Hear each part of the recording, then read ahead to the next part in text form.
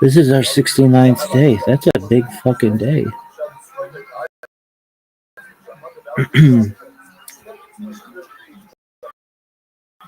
That's like my number. It's always been my number. Ask any. Really? I started the trend of everybody putting 69. Really? Been obsessed with that number.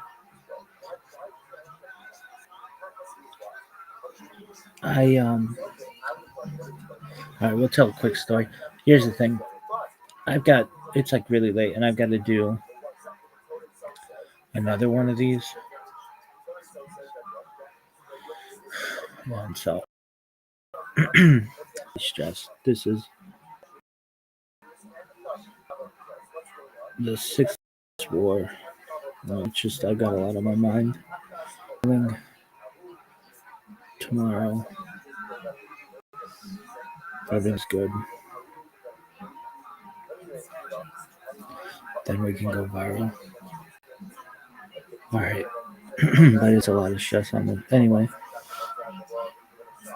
if you want to hear a quick story, well, first let's start. So this is 16th of Adar, 5786, Thursday, March 5th.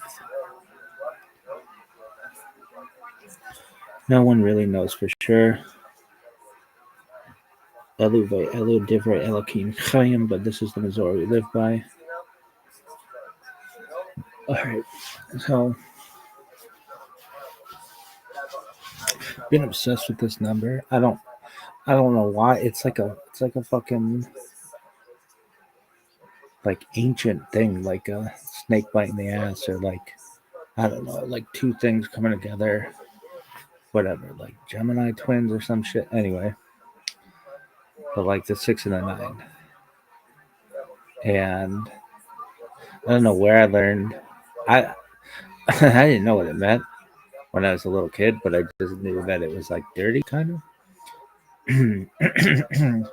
And then people would be like, I'd be like, so what's it mean? And people would be like, it means sex. And I'd be like, huh, why? And they'd be like, we don't know. There's nothing in the dictionary that says 16. Like when I was a kid, dude, we used to read the fucking dictionary. That's how we learned like naughty stuff. You get the dictionary. Like there was a phase of my life in like 4th grade where it was like, dude, get a dictionary. You could fucking the word fuck's in there, the word shit's in there. Like, who the fuck's putting this shit in there? Anyway. And I'm getting a lot of trolls on my fucking Twitter spaces. Anyway, getting a fucking dictionary is a big fucking deal. Like normally it'd be like, oh, the dictionary, that thing sucks. But there's a certain period of your life where like that shit is so fucking funny. Let's just look up dirty words in the dictionary. If you don't know what a dictionary is, it's like a big glossary that has all the words in it. Anyway, I can remember we were driving and my friends, like from carpool, and like back then, like people, you could face backwardly, and you're looking like the car's driving this way, but you'd be facing this way, like in station wagons and shit. Anyway, I can remember reading a fucking dictionary, staring backwards at the traffic behind us, just looking up what the word fuck means, and it'd be like, oh, fuck has like a bunch of meanings. What does fuck mean? Well, actually, like nobody knows this because I've looked. Like, if you look at the etymology, they'll be like, oh, in Old English it means blah blah blah blah blah. But it's really, this is what I think it is.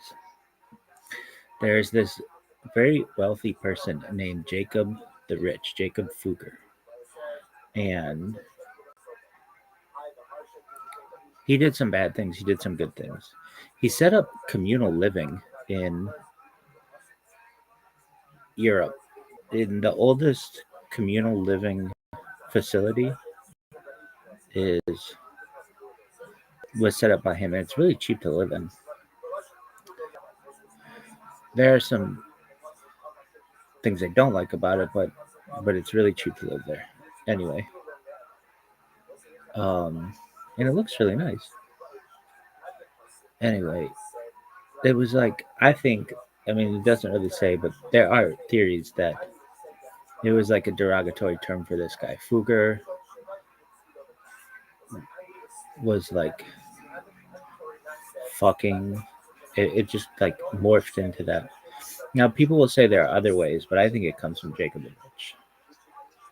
Really, yeah, because it's really not used that much. And then when that guy comes about, so it was like a derogatory term. You fucking twat or whatever. Like you're like that guy. Is that really how it comes about? Let's look at the etymology. So there's this really great website, Etymology Online. I love etymology. What's etymology? It's Etymon. Uh, it's it's the study of how words got their meaning. So fuck is to have sexual intercourse with, transitive, until recently a difficult word to trace in usage. It's absolutely true. In part because it was omitted as taboo by the editors of the original Oxford Dictionary, with when the F entries were compiled, 1893 to 97. Johnson also had excluded the word, and fuck wasn't in a single English dictionary from 1795 to 1965. The Penguin Dictionary broke the taboo in the latter years. So this was a word that wasn't even in dictionaries. And you know what? I mean this. We would find old dictionaries and fuck was not in it. We'd be like, oh, they don't. It was very taboo. But then you find a newer dictionary and it would have it in there. The American Heritage, okay. Houghton Mifflin followed, like Dunder Mifflin, in 1969 with the American Heritage Dictionary, but it was published as a clean green edition without the word to assure itself access to the public high school market. But that's the thing. You get yourself one of these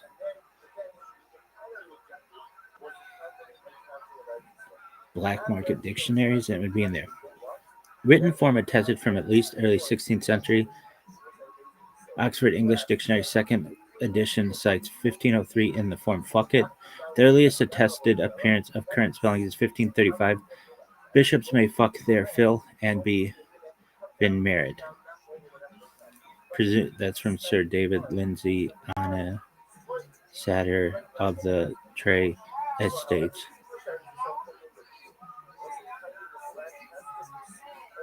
Presumably, it is a more ancient word, but one not written in the kind of text that has survived from Old English and Middle English, September 2015.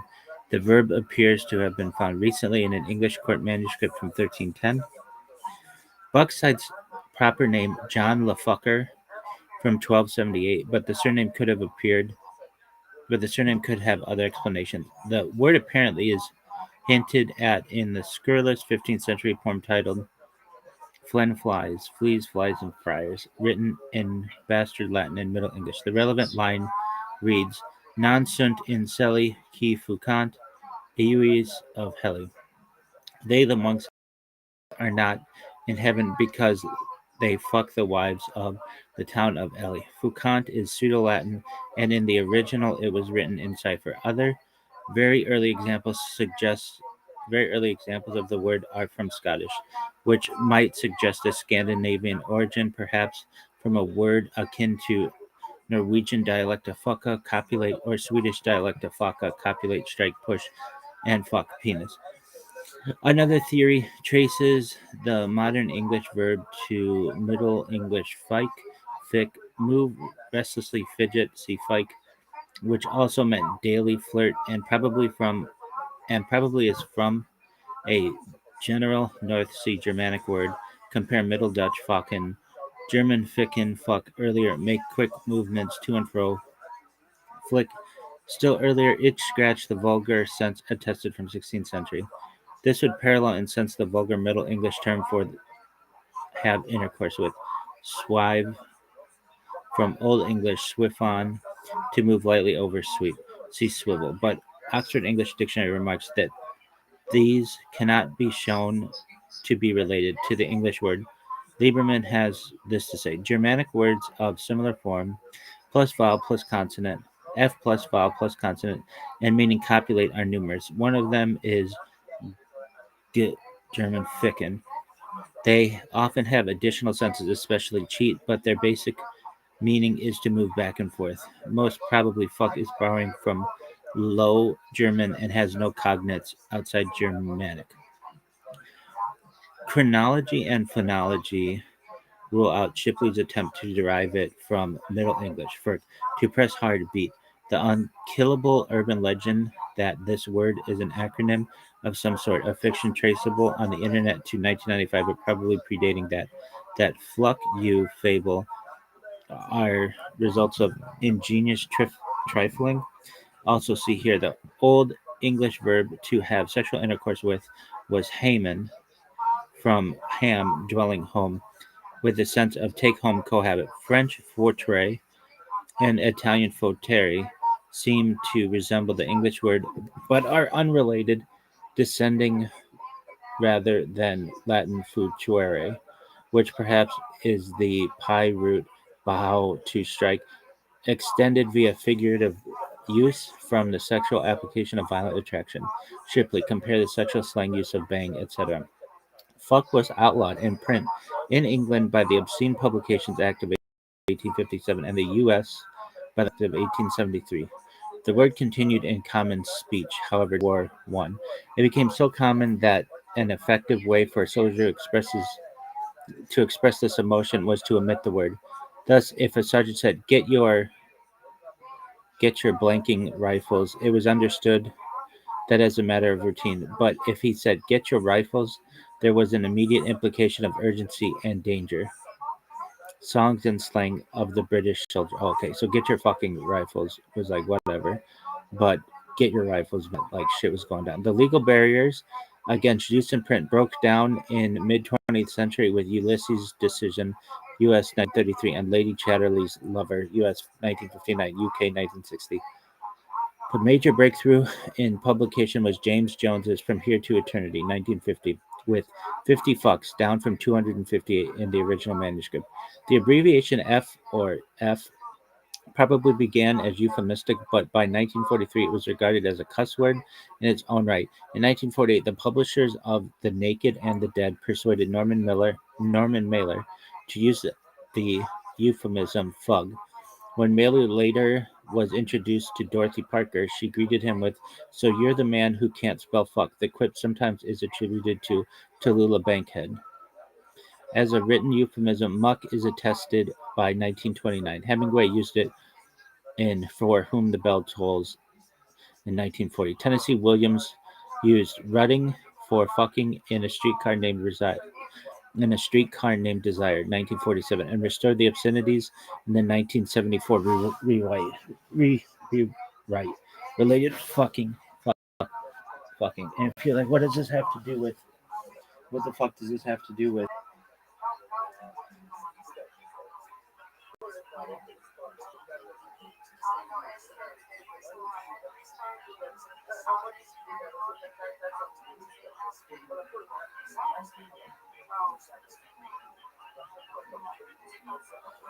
Kabbalah? Kabbalah and coffin Kabbalah?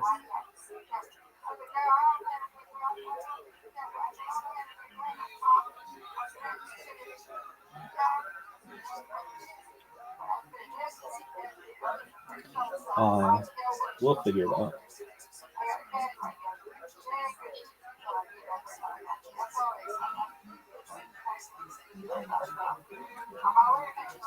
God, really? Really? Yeah, dog.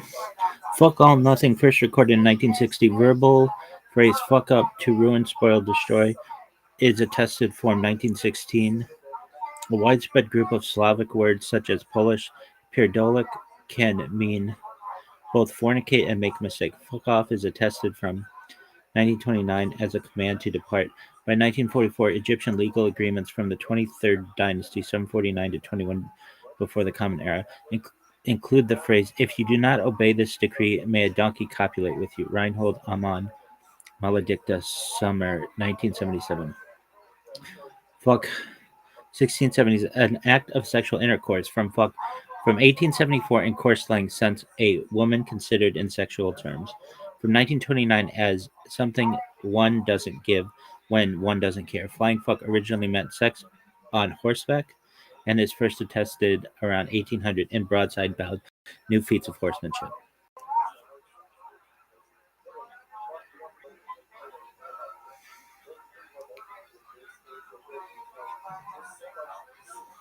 So it's definitely trending up. Uh, but you should know that doesn't answer our fucking question. So there's like I kind of think it's secret because there are a lot of words for sex. In fact, we should probably look like this is an etymology class, but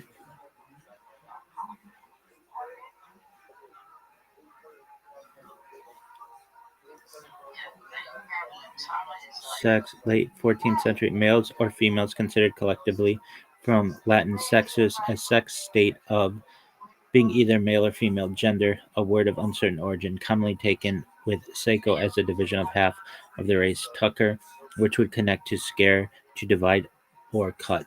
I mean, you have to understand, like when I was a kid, you never saw these in writing ever. I remember I was in sixth grade. Sixth grade? Sixth grade.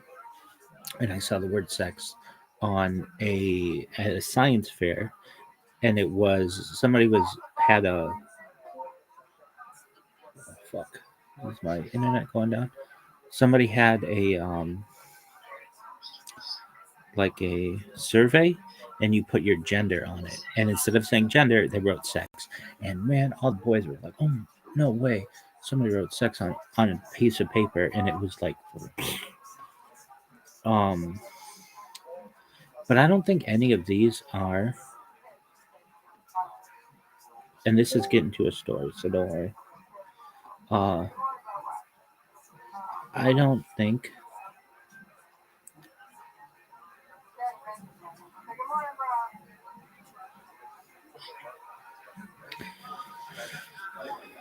Yeah, dog. When I look up the etymology of the word fuck, it's not really specific, but I think there's like a hidden secret knowledge, and it goes to Jacob the Fucker or Jacob the Fugger, uh, as like a denunciation of that guy, because that's when it started to become popular.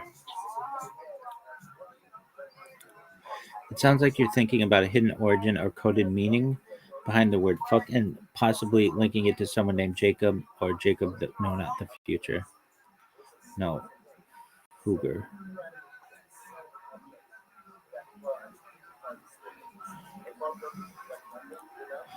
The Fugger family, yeah, extremely powerful merchant banking family from Augsburg in Germany during the 15th and 16th century.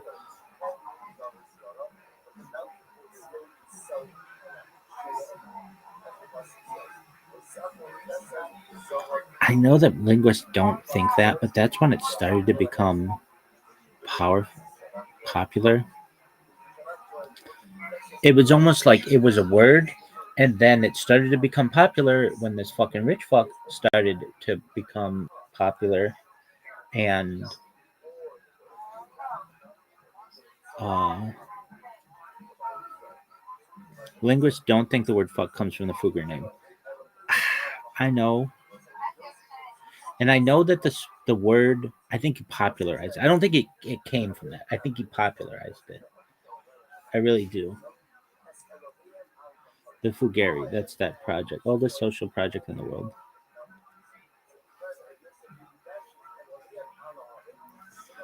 And that name shows up in early jokes and wordplay in Europe. In the 1500s, when this word was starting to become used. Okay, why the name sounded funny. The name Fugger comes from Southern German dialects. In Augsburg, in German, it was pronounced roughly Fugger. Regions and languages, especially where German dialects blended with Dutch or English words, it sounded closer to rude words. At the same time, there were already similar verbs in Germanic languages, like German ficken, Middle Dutch focken. So when people heard Fugger, sometimes writers and satirists made double meanings or puns. That's what I'm talking about. That is what I'm talking about. Like, and then that became popular. Hey, let's shit on this guy. Satirical pamphlets and gossip. During the era of Jacob Fugger, the family was incredibly powerful. They financed emperors like Charles V. Because they were so rich, critics sometimes mocked them in satirical poems and pamphlets. Some of these jokes played on the wealth and influence of the family and the sound of the name Fugger. Are you fucking serious? What is this bullshit? Dog. I don't. This is so bad. ChatGPT on Brave is on the iPhone is so bad. It's like it makes it unusable. If you want to know why I always complain about it and why we had to go back to Safari, it's because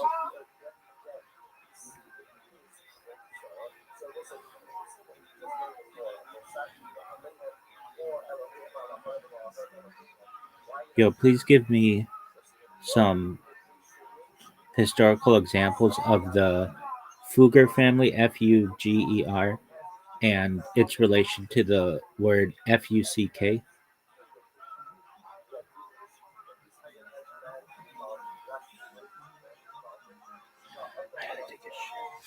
Yeah, babies.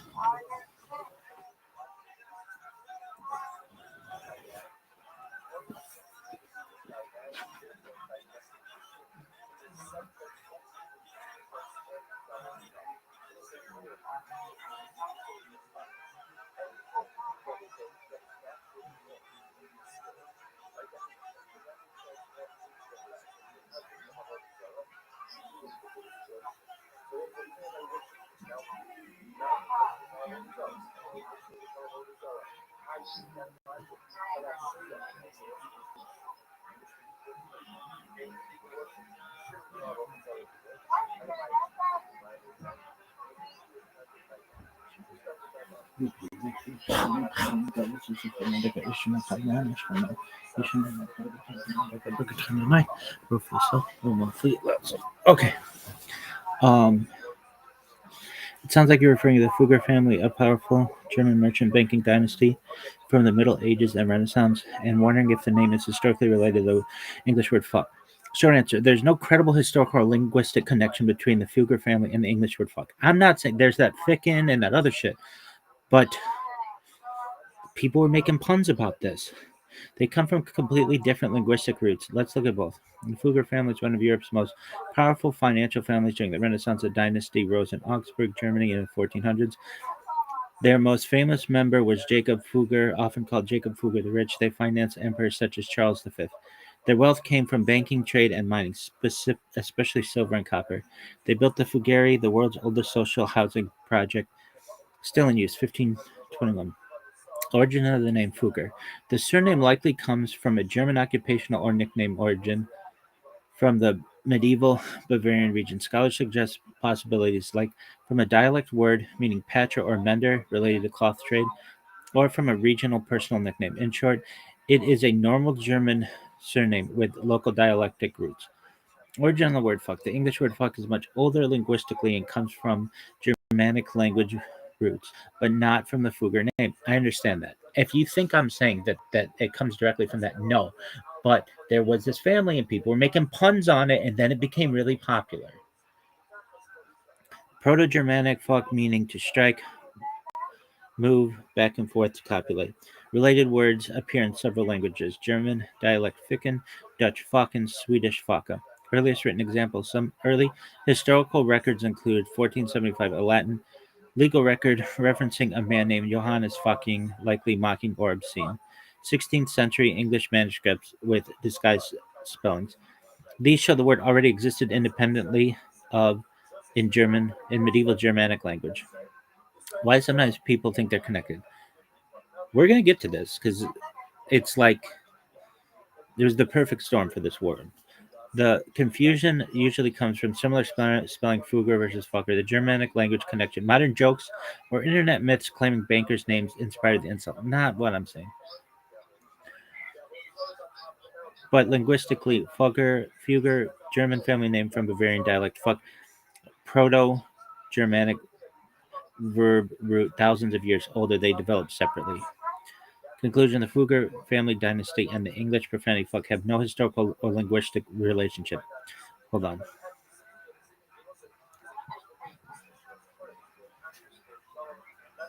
But wait, around the, I don't know, 1500s or 1600s, writers were starting to make puns because of the similarities of the name and the word. That is a historical fact. Talk about that. You're touching on real historical curiosity, but it's often exaggerated. In the 1500s, 1600s, writers and scholars did notice the similarity between German surname Fugger family and crude Germanic words related to fuck. However, the evidence suggests wordplay and jokes, not an organized campaign or deliberate plans. I'm not saying that. Let's break down what historians and linguists actually know. Renaissance awareness of the name similarity. By the 16th century, the Fuggers were extremely famous across Europe, especially due to Jacob Fugger, one of the richest individuals in history. Because their name was widely known, satirists and pamphlet writers sometimes played with the sound of Fugger. So they did. They played with that. Early modern Europe had a strong culture of satire targeting wealthy bankers and political power. Exactly. Some German dialect words like ficken, to have sex, already existed, so writers could make pun-like associations, and that's what I'm saying. But historians emphasize these were jokes or insults, not an official linguistic theory. No contemporary scholars seriously argued that the Fugger name created the English profanity. I'm not saying that either. Satirical attacks on powerful families. In the 1500s and 1600s, powerful banking families often became targets of satire. Pamphlets and rumors accused the Fuggers of manipulating emperors, controlling minds and trade, influencing elections in the Holy Roman Empire, which wasn't holy, wasn't Roman, wasn't an empire. For example, they were heavily involved in financing. They were, for example, they were heavily involved in financing the election of Charles V in 1519. Because of their power, their names sometimes became a target for crude wordplay, similar to how modern politicians or billionaires get mocked. That's what I'm saying. If you say like, I don't want to bring up, but like, who would be an example historically? If you said somebody was like, uh, you're acting like a Napoleon, like that means like you're being really aggressive or something, but perhaps small stature, which he really didn't have, but nevertheless. Or the Napoleon complex. There you go. That's a good example. Early appearances of the word fuck, the profanity itself, appears in English records around the late 1400s and 1500s, such as a satirical poem called Flen Flies, which includes a disguised form of the word, Latinized mock names like Johannes fucking. These examples show the word already existed independently of the Fugger name. The modern myth. A popular myth says the word fuck came from the Fugger bankers. No, I'm not saying that. I'm saying it was a word that already existed, but wasn't super popular, but became more popular because people were using it in satire and in puns and stuff on this family. The word fuck came from no. Historians reject this because the Germanic root verb roots existed earlier. The surname Fugger is documented in the 1300s as a local Bavarian name. The English word evolved separately in Germanic languages. What did happen historically is simple satire noticed the similarity and joked about it. Is this fucking working? Is this shit not working? Did it freeze?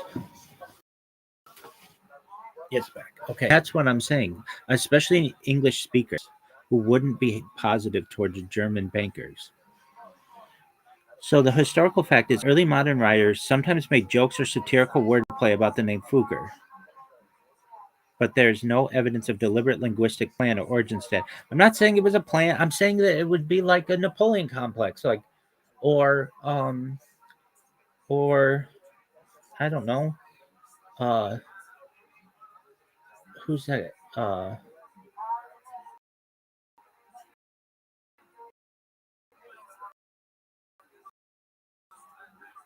that what's the guy's name?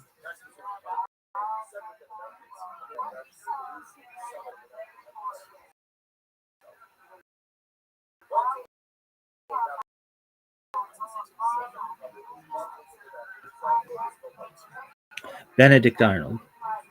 Somebody might say, did this shit shut down? Is this shit going? Somebody might say, you're being a Benedict Arnold. But that would in turn mean that it came from that origin. No, okay, so that's true. Um,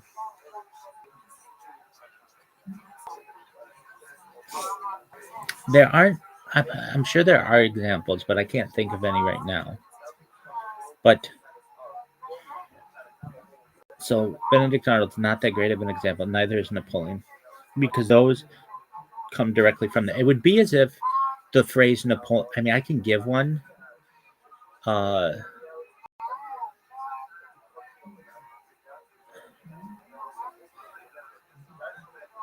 I can give one. I'll give one that was always really interesting to me. So I think the President Trump, his original name was a German like Trump, something like that, and they changed it. Uh, and but the term Trump meant something before they changed their name. Meant like Trump to like top somebody. And when I was a kid, I always thought that that was really interesting that uh, that name. Like I would always hear about it like in Atlantic City, Trump Taj Mahal and that kind of shit. And with real estate and stuff, Trump uh, meant like I would hear it actually Trump card. What is isn't there an argument to be made that this happened with the word Trump? That Trump had a meaning before the president and then it has been manipulated in modern times to be negative, but at one time it was either neutral or generally positive. And that could just be part of politics, but or are there any other examples that are like that where there was already a word and then if somebody became famous and then a word was manipulated like that? Examples, perhaps.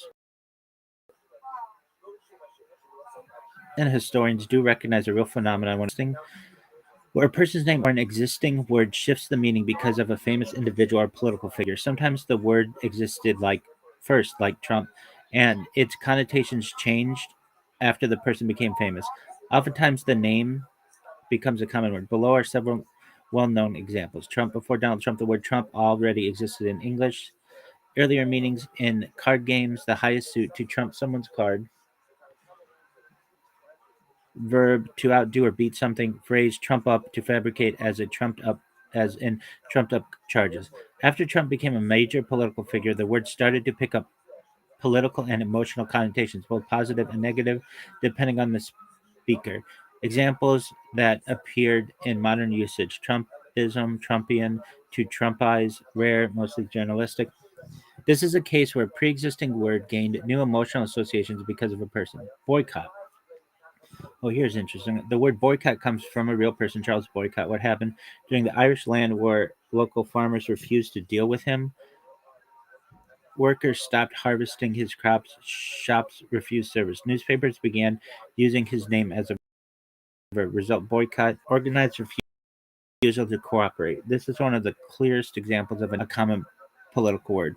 Gerrymander. The word comes from Elbridge Gerry. In 1812, his political party redrew a district map. One district looked like a salamander. I knew the gerrymander. Now gerrymandering means manipulating electoral for political advantage. This is similar to what you're describing.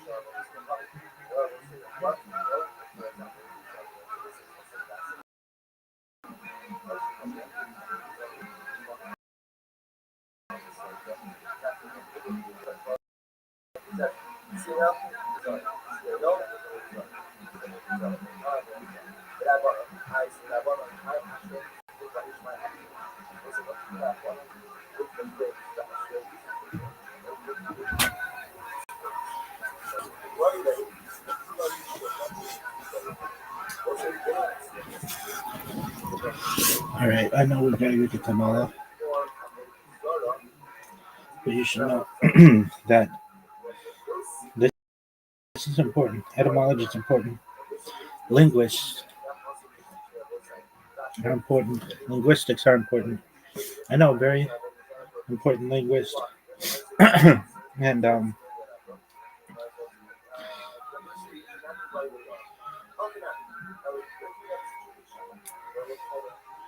and it's something that's always been somewhat fascinating to me.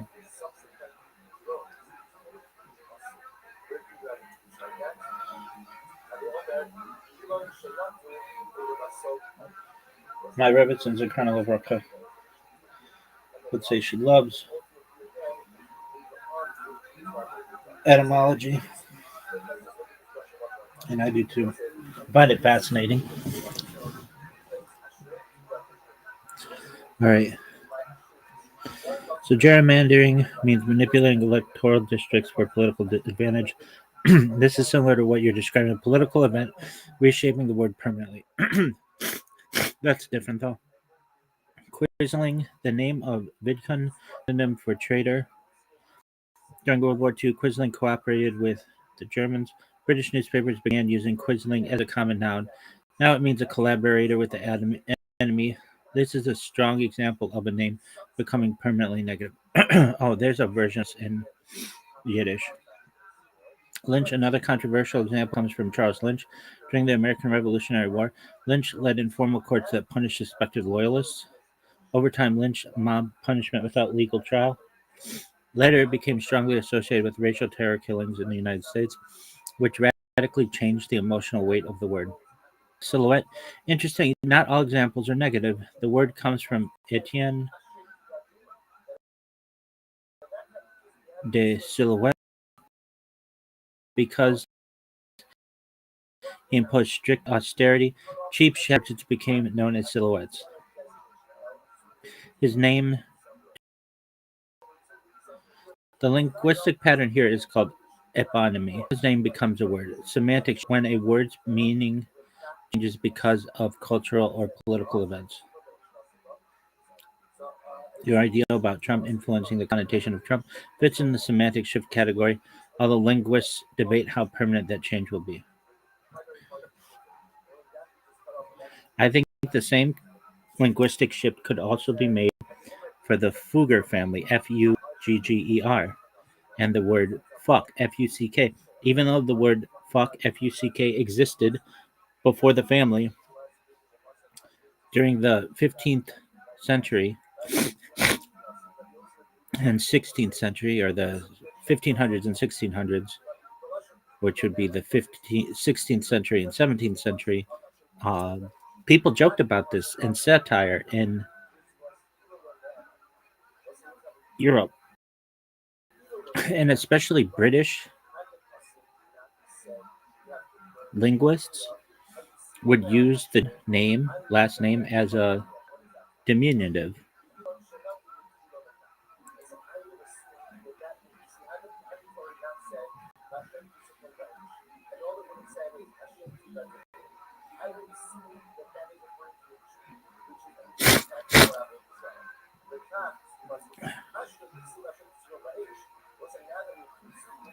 You're touching on an interesting linguistic hypothesis, but historians and historical linguists are careful about how strongly they share it.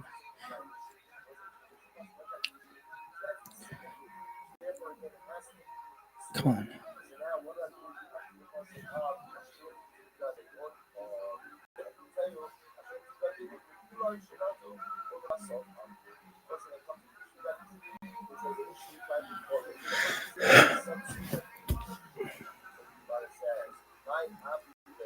Your idea is close to a real linguistic phenomenon, but historians and linguists are careful about how strong the connection is between the surname Fugger family and the English word fuck. There was awareness and occasional joking about the similarity, but the evidence does not show that writers systematically turned the surname into a diminutive or insult in the way some later eponyms developed. Here's what scholars generally agree on, and we've gone through that. I get that, but I think a lot of this has to do with it wasn't published for a long time, and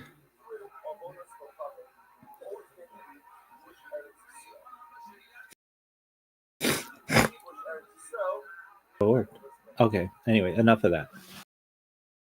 So we're spending 48 minutes on more than that. We haven't even started fucking Kabbalah yet. All right. So number 69, because today's the 69th day. It was like, I don't remember exactly. I remember I would ask my friend, who, smart kid, but came from a really good family, but he had older siblings. When you have older siblings, that's where you get a lot of information, because you can ask them and you can't necessarily ask an adult. And that was with that number 69. I would be like, what does 69 mean? And there's a rumor it meant sex. Why does it take that?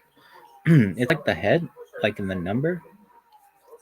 It's like the head, like if you like 69. Like, I don't know. If this is a 6 and this is a 9, the head, and it's mutual oral sex on each other. But that's different than sex. That's oral sex. So we hear that, but then we'd be like, but that's not how. What does that mean? Like that's like the 6 and the 9. They're different shapes. Anyway, it just became that. Let's look it up. What's the etymology with 69 meaning sex? I mean, position, but like when did that start?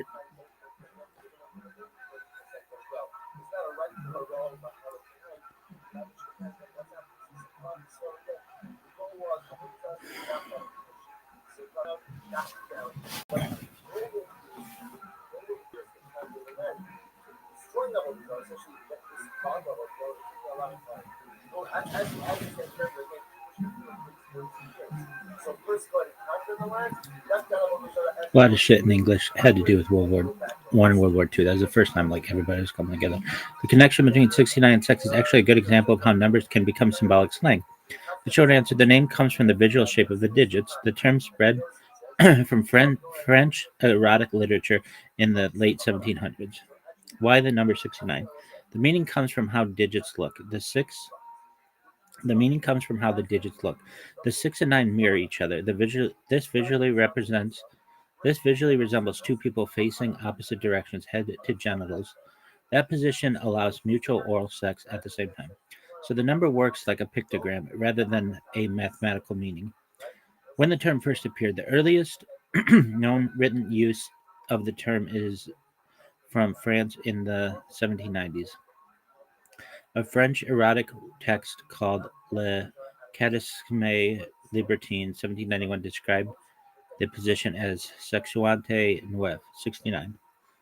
English adopted the phrase 69 later in the late 1800s. So the timeline roughly looks like ancient times. The position itself described in text of the Kama Sutra called Congress of a Crow. 1790s France, the number 69 first used as a name for it. Late 1800s, the term enters English. 1900s to 2000s, it becomes a common slang reference and eventually an internet meme. Why it became such a famous sex number? Two reasons made it stick culturally. Visual symbolism, the digits literally resemble the position numerical code. Numbers often get used as euphemisms for taboo topics. That's why 69 becomes similar to other coded numbers like 420, marijuana culture, 666, the number of the beast from other stuff. Interesting linguistic detail. The term originally circulated in Libertine French culture, which was famous in the 1700s for inventing sexual slang that later spread across Europe. So, in linguistic terms, 69 is a pictographic a number used because it's shaped visually. Okay, with that being said, so there was just this rumor, I guess going back to France, but like none of us knew this. You didn't have the internet. We were looking up cuss words in a dictionary. Anyway, um, what was this? Uh,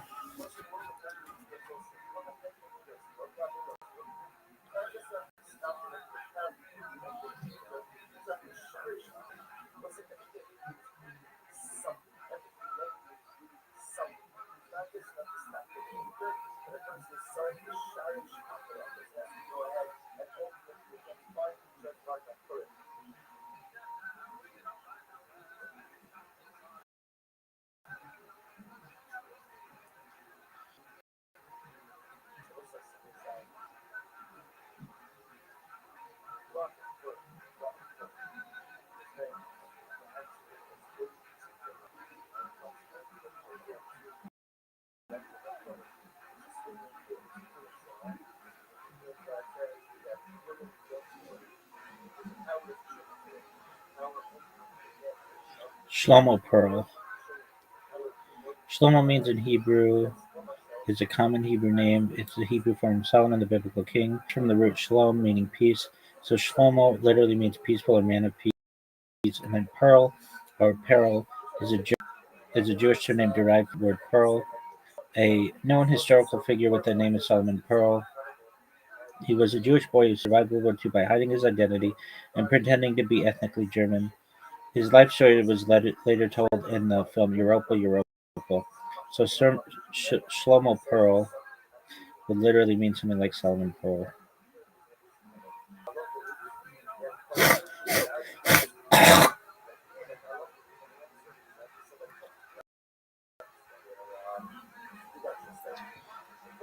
Anyway, so like that phrase is like Napoleon or Benedict Arnold or whatever.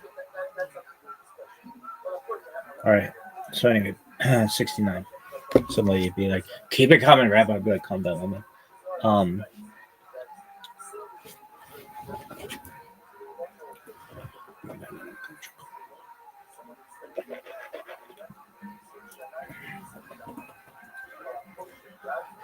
coffee, Kabbalah, coffee.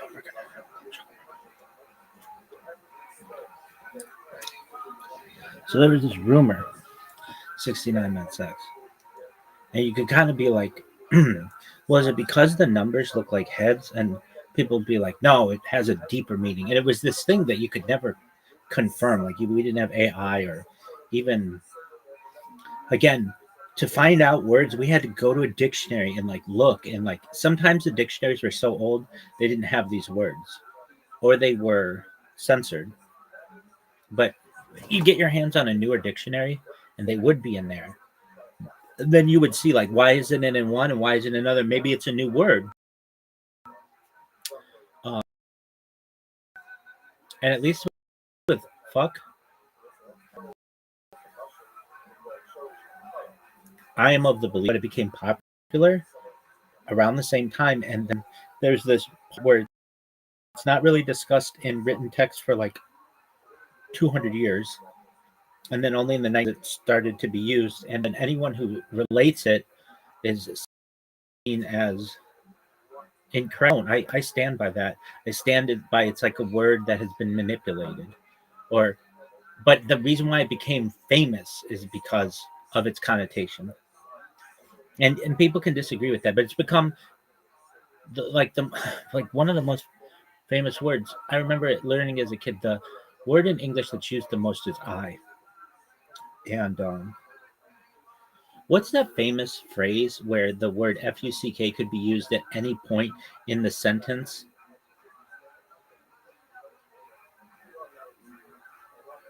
There's like a phrase.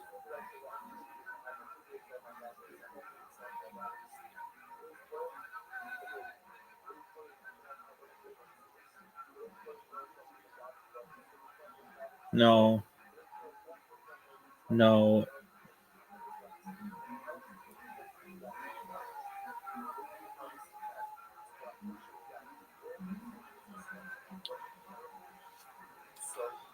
Yeah, that's close, but literally every single word in the sentence uses the word fuck. There are no other nouns or verbs that don't derive from fuck.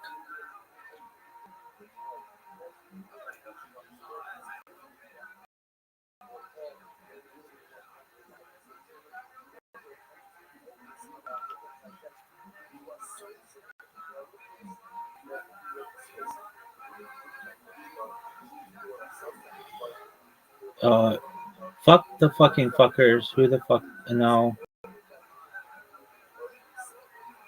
Fuck, fuck, fuck. Fuck, fucks, fuck, fuck. There's something like that where, okay, so let's parse this. When would I start to do this? In fifth grade, I remember we started, what would you call it? um, Something a sentence. We would start dissecting a sentence, or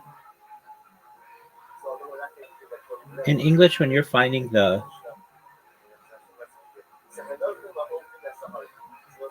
phrase, why does it start doing that now? In English, when you are breaking down a sentence, what is it called? It's not dissecting a phrase, but it's something like that, where you find the subject, the verb, the objects.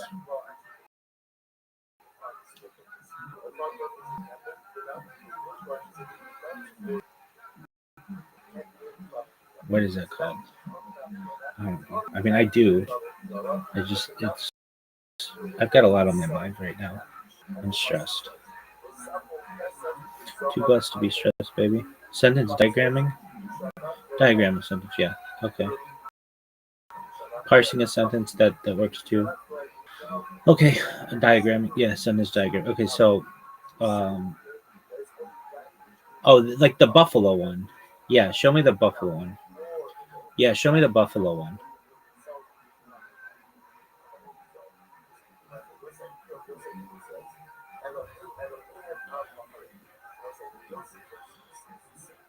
Buffalo, buffalo, buffalo, buffalo, buffalo, buffalo, buffalo.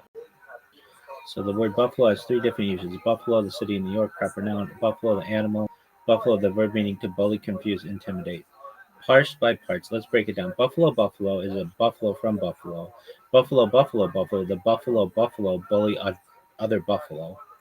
Buffalo, buffalo, buffalo, buffalo. Those buffalo from buffalo are bullied by buffalo from buffalo. Whole sentence. Buffalo, buffalo from buffalo. That other buffalo, buffalo bully themselves bully buffalo, buffalo. So that works. So the fuck one.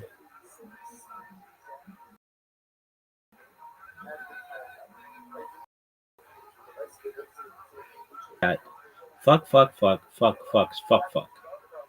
So fuck.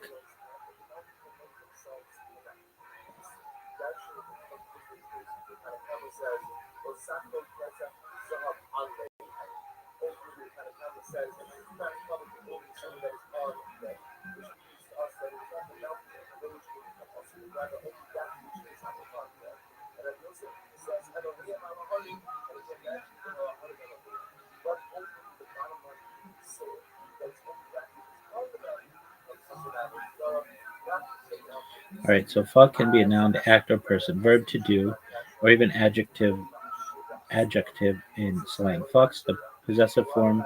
So noun plus s of fuck. Fuck, fuck. Compound Usually noun or verb compound contextually means the fuck of fuck or fuck something. Break down the sentence. So fuck, fuck, fuck. We can divide it into two clauses, parse them.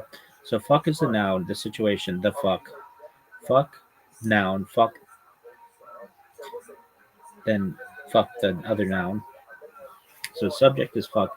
The noun, for instance, the situation or the fuck. Verb, fuck, action, verb. Object, fuck, what is being acted on. The fuck, fuck. The fuck fucks the fuck. Parse the second clause, fuck fucks, fuck fuck. Fuck the subject, noun, possessive modifies the next word. The fucks, fuck fuck. Object, compound word, noun, verb, meaning fuck that fuck. Translation, fucks the fuck of the fuck. So that is fuck, fuck, fuck, fuck, fucks, fuck, fuck. Anyway, this has a story. And then we've got to do Kabbalah and coffee. And then I got to do another one. Really? I mean, I don't. I could wait, but I don't know. I'm stressed. All right. So we have, there's this rumor. I guess it goes back to France, but none of us knew that. And we were looking in the dictionary, and that's how we're learning about these words. And I mean, what words did we look up? We look up just stupid ass words in the dictionary. Slut, fuck, whore. But that was a hard one because it's and none of us knew that. There was no hoe, maybe, but not in fourth grade. So we would ask, like, what are all the bad words? And no one, there was no list. This goes back to George Carlin's the 7 words that you can't say on television, but there was no list. Nobody gave a list. I wanted a list. And some tit, sometimes like a titmouse or a tit like a bird, but like that's the tits. Like that's good. You couldn't. And then tit. It was just like anyway. Like a teat was like not necessarily negative. It was almost biological. Anyway. No, it's not necessarily negative anyway, but it wasn't necessarily like seen as a cuss word or whatever. Anyway. So we are going through the dictionary. And again, if it was like a strangely spelled word like whore, it's going to take us weeks to figure that out. Because that is a funny thing. We're all in fourth grade, and no adult is going to say, oh, whore starts W-H-O. It starts with the word letter W. So we're just sitting there like, is it even a word? Are we hearing it wrong? That was another thing. You'd never see it in writing. So you'd be like, I heard somebody called somebody a whore, and it'd be like, well, where are you getting that information? Like, what does that even mean? It's interesting. Anyway, and cuss words are so interesting because they're not written generally, or at least especially then they were not. Like, you go on the internet now and you'll find all the bad words, but back then there was none of that. There wasn't the internet available to the common person. And so we'd hear, like, somebody would be like, oh, I talked to my older brother, and they'd be like, what's prostitute? And be like, a loose woman, and be like, what the fuck does loose mean? So then we'd have to look up the word loose, and it would be like, what the fuck does this mean? Like, we don't get a shit. Anyway, in fact, original screen name, but my second screen name that I use generally on AOL Instant Messenger. Quick side note, I always wanted AOL. Everybody always wanted AOL. AOL was like the iPhone or the like Mac of the Apple of like the 90s. And that's how you could be able to talk with people. And we would have it at times, but not other times. And but I knew someone who had it, and I basically I didn't hack this person's computer, but like basically, I logged in with my account on their. They have like an easy password or something. I don't know. I somehow logged in, and then I got caught. But I got here, so I could talk with my friends. Anyway, my other friend, he did not have AOL either, and he um, was like, "Oh, my sister knows about this thing." What was it? It was talk.oscar.aol.com, and it was super long to remember. But it was this way that you could talk with people. Talk.oscar.aol.com, and it was game changing. And we could talk to people on AOL Instant Messenger, and it changed everything. Anyway, my second username on there was something that ended in 69. So I started that trend. Really? Yeah. Didn't know what it fucking meant. Thought it was cool. Anyway, you don't want your name to have your username to have numbers. That's like, why aren't you the first one? Like, come up with something original. Unless it, I mean, just generally, you don't. Anyway, I see some really popular people. I won't name their names, but it's like, dog. You're one of the most famous people in the world, and you have a one at the end of your fucking name. Like, fuck you, man. Whoever has that name, go fucking buy it. Anyway, I don't want to get into that whole discussion because I know the people who were involved in the case of that kind of case law, and I think that the court ruled incorrectly on that, and perhaps there'd be a better system in the future for usernames and such. But okay, with that being said, 69, there's this huge rumor about it, and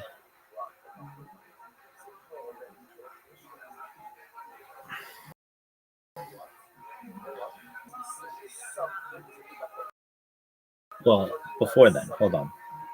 I didn't even first time I ever heard the word fuck. My parents never said it. My grandpa said it, and in kindergarten, it was the first day of kindergarten, and I think one of the kids who was there was a morning class and an afternoon class, and I was in the afternoon class, which is where the cool kids were, and we got to sleep in and some other shit. Anyway, I remember this one of the kids in the morning class, I think, stayed to the afternoon class, and they were like, and he had an older sister or something, and anyway, the kids were talking, and the guys, whatever, in kindergarten, and they were like, "This is really bad to do." It's like, "Oh, sticking your middle finger out is really bad to do," and it's like, "Yeah."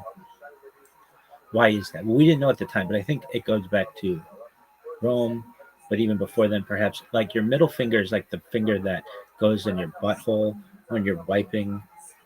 It doesn't go in, but like it's the one that can get dirtiest, and so it was like, "Fuck you, I'm showing you." Like it was just considered an insult because like other things could be like insults.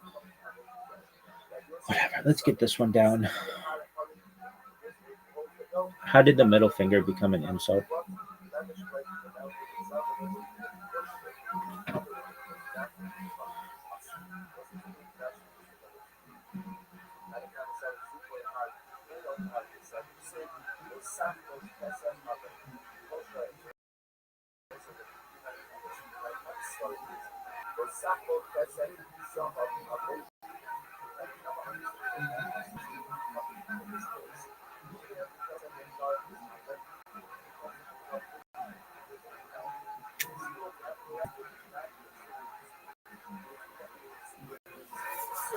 And I was a really good kid growing up, like good, really, really. Like I never wanted to do anything bad. So like to learn that there was something bad about this was big.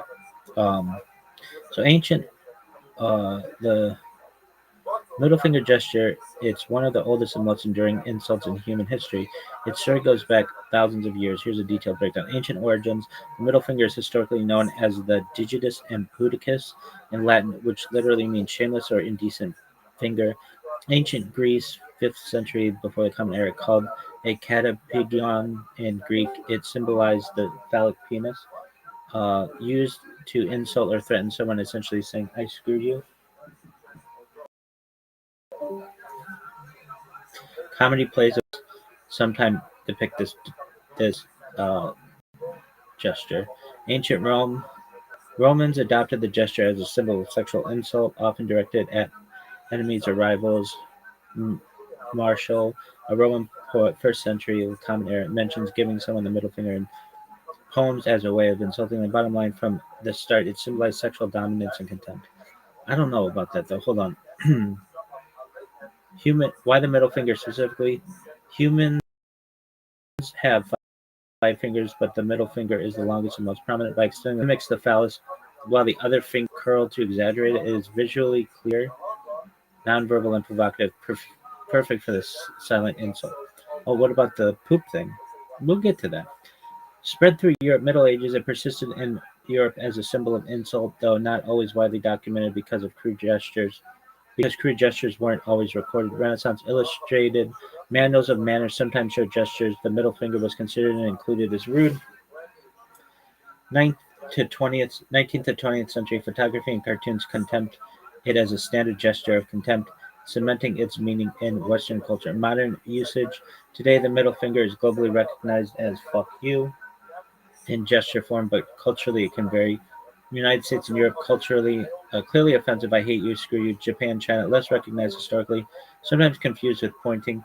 Other gestures in some cultures, the thumb between the forefinger and middle finger, Britain's V sign backwards, had a similar insult meaning. The word flipping someone off, that's a phrase, comes from American slang in the early 20th century, referring to extending the middle finger as an insult. I've heard that it goes back even farther than Greece, perhaps, where your middle finger would be the one that would get dirtiest when you're wiping your butthole, and thus it was showing like that's what you are.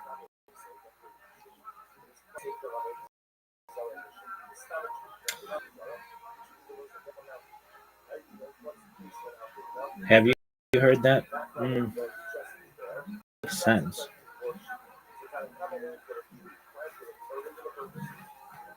Dude, this shit is so slow.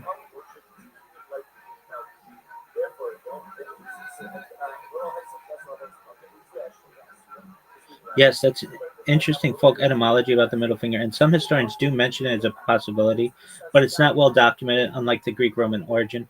Let's break it down carefully. The dirty finger theory. Some sources suggest that in prehistoric or early agrarian societies, the middle finger is often the longest and most exposed finger. When cleaning oneself after defecation, pointing or showing the finger could symbolically imply "I'm disgusting" or "I'll defile you," as, as essentially a gesture of insult.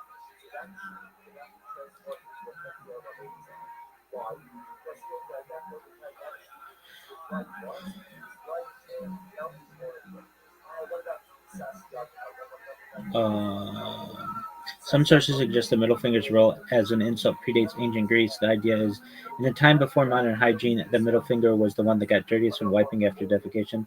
Showing the middle finger to someone symbolically meant, "This is what you are," essentially calling someone filthy or contemptible. This is a more folk or anthropological explanation than a documented historical fact, but it's cited as possible Greek origin of the gesture's meaning. Ancient Greece and Rome, even if the gesture had a practical origin by the 5th century BCE in Greece, it was already known as a katapagon, a phallic symbol used to insult or threaten. In Rome, the digitus imputicus, shameful finger, carried the same sexual insult connotation.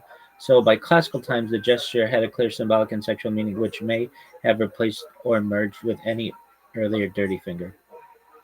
So I'm telling you, if I was a little kid and I had AI, I would be asking it all of these questions like we are. Uh, and I don't think that's bad. Anyway, so we were in kindergarten and we're giving each other somebody shows us. I think I remember, but they're like we're talking. I don't know. We didn't really know each other that well, and we would become very good friends. But it was like the first day I remember. I think it was the first day of kindergarten, maybe. Actually, the first day of kindergarten, something happened to me. But um, somebody starts giving each other the finger, and then we all turn to the teacher. Let's show the teacher, and she comes over and she's like, "You can't do that." Yada yada yada. And we didn't know what. And I was in the car minivan, and my mom, and she's like, you can't do that. And I'm like, why not? I can do this and this. I can't do that one. And I never understood why for a long time. And then I didn't do it again. Okay, but first day of kindergarten, I remember my mom and grandpa. I still think we took a picture or something, but in front of the school, and I got dropped off for the afternoon class, and my mom and my parents, of course, and my grandparents were always like, they didn't want me to get hurt, and I would I think I was on it was the first day of school, and I we played on the fucking hardest concrete, and there was like an area where it was slippery with like sand, and I slipped and tore open my knee. I still have a scar on my knee, and I remember just being incredible pain. And the first day of school, so here it is. My parents don't want me to get hurt, and then I fucking got a really beat up knee after that. And I've had like a scar on my knee, and that was, I want to say, the first day of school. How to give a finger on the first day of school and get a scar? It's that way. I could be wrong. It might have been the first day of first grade or something, but the middle finger thing was in kindergarten. The first day of school might have been first grade. Anyway, it was really bloody and it was really dirty, and there was like sand and gravel and shit in my wound. I just remember it's like, I think they called my mom to come pick me up or something. Anyway, so what is the rest of your story? The middle finger, and then we. So I think this was in fourth grade. We were still really into the dictionary, and I was having two friends over after school, and I loved sleepovers, but I loved going to somebody's house after school. It was like a big deal. I always loved going to my one friend's house. We would walk to his house, and it was just really fun. Even the walk was fun. Where we lived, though, it was more in the suburbs, and so we drove. And my mom was driving us, and we were on the street. And I remember I didn't want to do this, but I remember my friends wanted to do it. They were given the finger to the car behind us, and so I started doing it as well. And the person behind us starts honking. In today's day, no one would ever do this. They would just like ignore it or whatever. But honking and honking to the point where my mom stopped the car, and the person got out. This lady gets out and tells my mom what's going on. My mom was incredibly embarrassed and was like, "You guys cannot do that. That's not what we do." But we thought that was so fun, giggling. Anyway, so 69. So 69 was big, and let's just say there was a street. We'll just say it's a street. 69th Street in Los Angeles. Really? We'll say. Really? You'll find that there are some street signs that are like higher than other signs because normally they all start the same height, and then people start stealing others. So 69 was like a big one.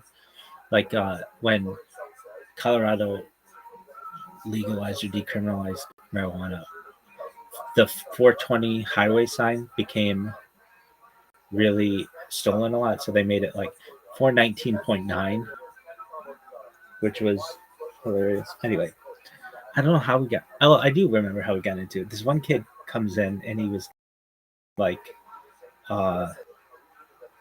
were like, "How was the weekend?" He's like, "Oh, it was cool." And he was telling us what he went in.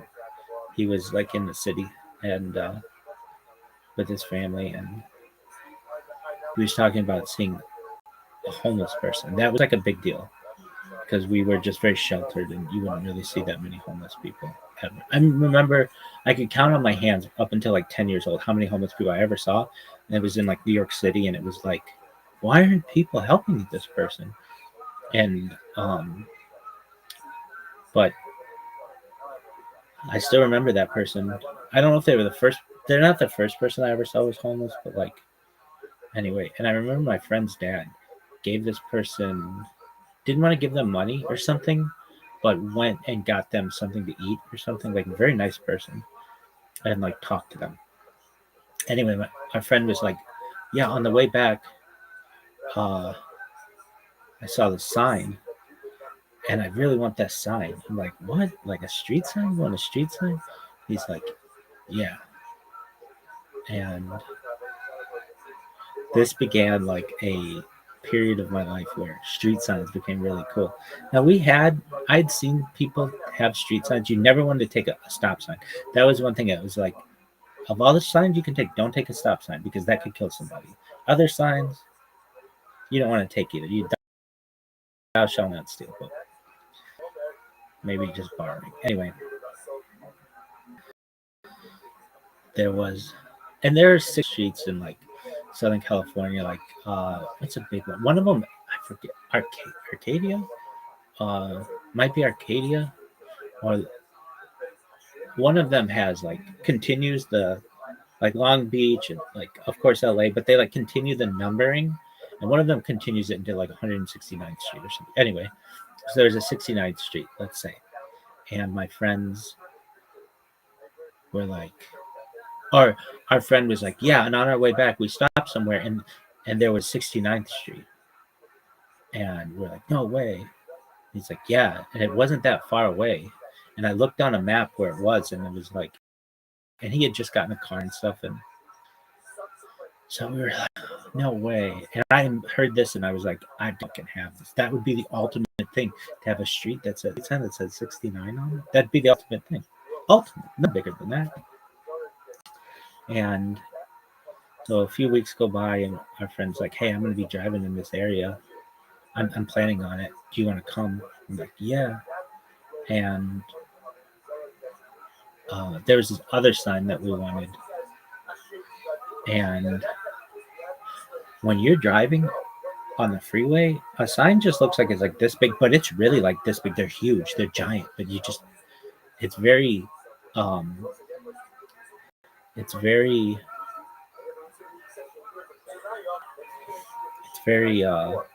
the depth perception is, your perception is off. So it's very, um, it's like an optical illusion. It's not, but it's like, it's very, what's the word for it I'm looking? It's very surprising how large these signs are. So anyway, I don't want to say, but I heard that this was a sign. I wanted it too. My friend was like, yeah, I want it, but I don't think I'd be able to hide it. And I was like, I think I'd be able to hide it. He's like, well, I just want to get it. So we drove and we got this thing. And I remember my friend, I had the tools, gave it to my friend.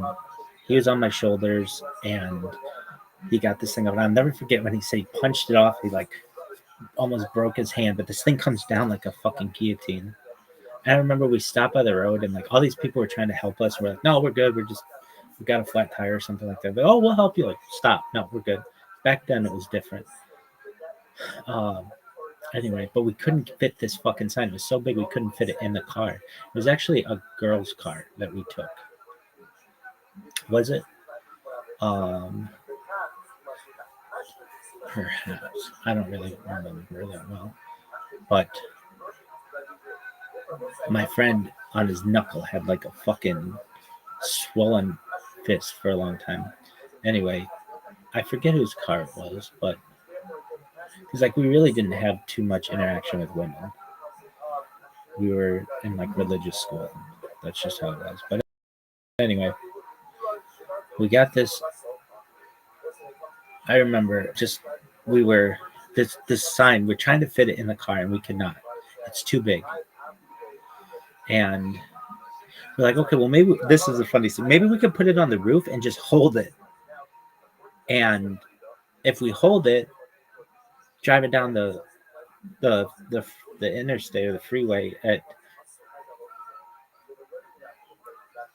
60 miles an hour, like there's no way. But we thought we could, and we held it like 10 miles an hour, okay, 20 miles an hour, okay, 30 miles an hour, 40 miles, and this thing just fucking flips and flips into the middle of the street and in the middle of the road, and like cars are flying by. Anyway, we got this thing, put it in the bushes, and I said to my friend, if I come and drive back here tonight, will you come with me? And he's like, yeah.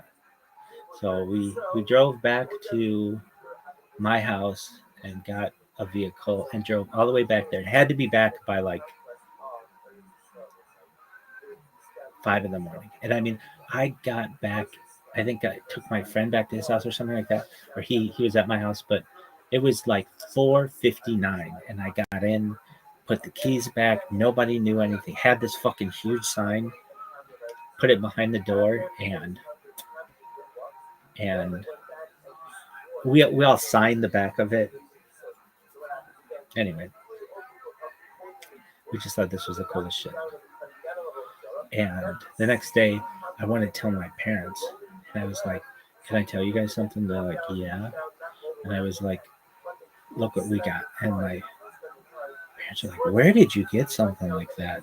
They were really cool about it. They weren't like, "You have to return that" or anything like that. And I was like, I really want this for my dorm room. And what we didn't know, and I would eventually have this sign and others, that when you take a picture in a dorm, it lights up the whole back, like it distorts the picture, which I didn't think was that big of a deal, but other people would be like, we want really nice pictures or whatever. But I think they look sweet now. It'd be super bright in the background. Anyway, so there are these 69th Street, let's say. And my one friend calls me one night and he's like,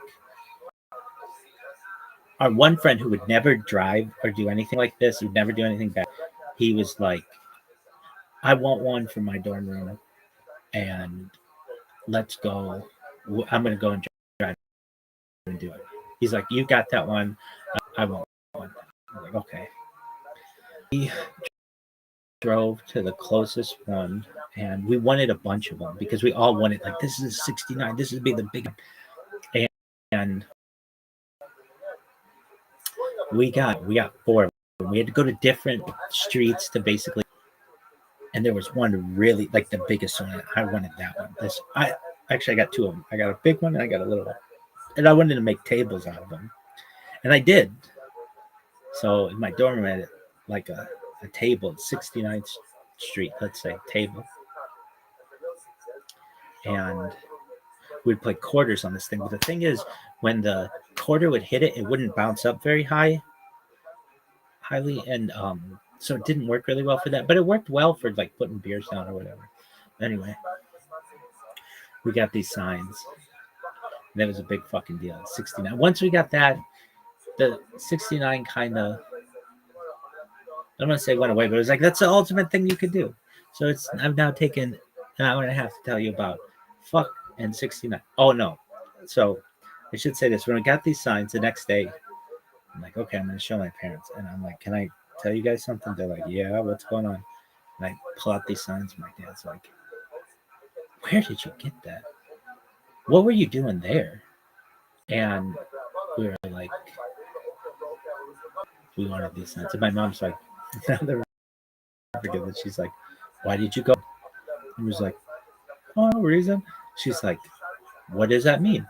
And we're like, I'm like, no, I don't know. It was just funny. She's like, why do you think that's funny? And I'm like, oh, I don't know. And I put it back. And really, yeah, that was tight. So in my dorm, I had this big fucking one. And then I had these little coffee table ones. And in the future, here's where God willing, if anybody ever finds out about this, I'm so stressed. They'll have like these little fucking tables. It was tight, though. It was a really tight idea. Anyway.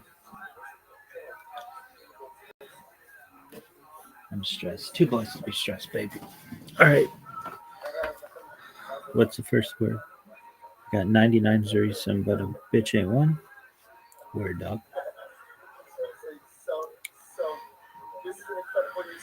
Zuris means problems in Yiddish. It is a direct adaptation of the plural form of the Hebrew word for narrow or construction zar. When a person is beset by troubles, you can say that they are of Zuris. They are off Zuris, on troubles.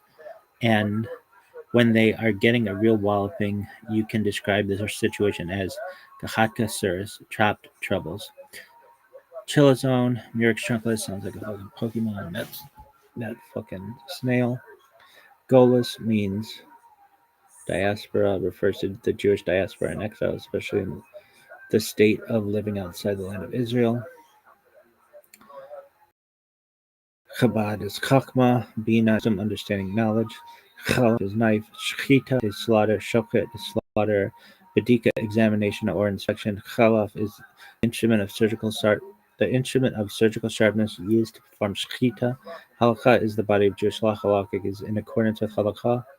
Kosher is correct fit, appropriate according to the laws of Judaism. For instance, kosher food. Nevela, an animal that was not slaughtered by shechita. Shechita, the Jewish religious humane method of slaughtering animals and poultry for food. Shochet, plural shochtim, the person who performs shechita, qualified with a thorough knowledge of Jewish law, animal anatomy, and pathology, and licensed by both religious and civic authorities. Torah, the source of all Jewish law, also referred to as the laws, is treifa, literally torn, generally used to denote non-kosher food. Zar ba'alei chaim, the Jewish teaching that cruelty to animals diminishes man's own ethical and moral standing, and that it is contrary to Jewish law to cause animals pain or distress. A shochet must be learned. A shochet must be learned in the laws of kosher slaughtering. A shochet must be learned in the laws of kosher slaughter and adept at sharpening and polishing his or her knives, known as stellen chalaf in Yiddish. They also train under an experienced shochet to learn how to hold the animal firmly to slaughter it quickly and smoothly. Often, but not always, the shochet is also trained as a bodek checker who examines the inner organs of the animal to ensure that it was healthy at the time of death. In the modern factory setup, these tasks are often divided.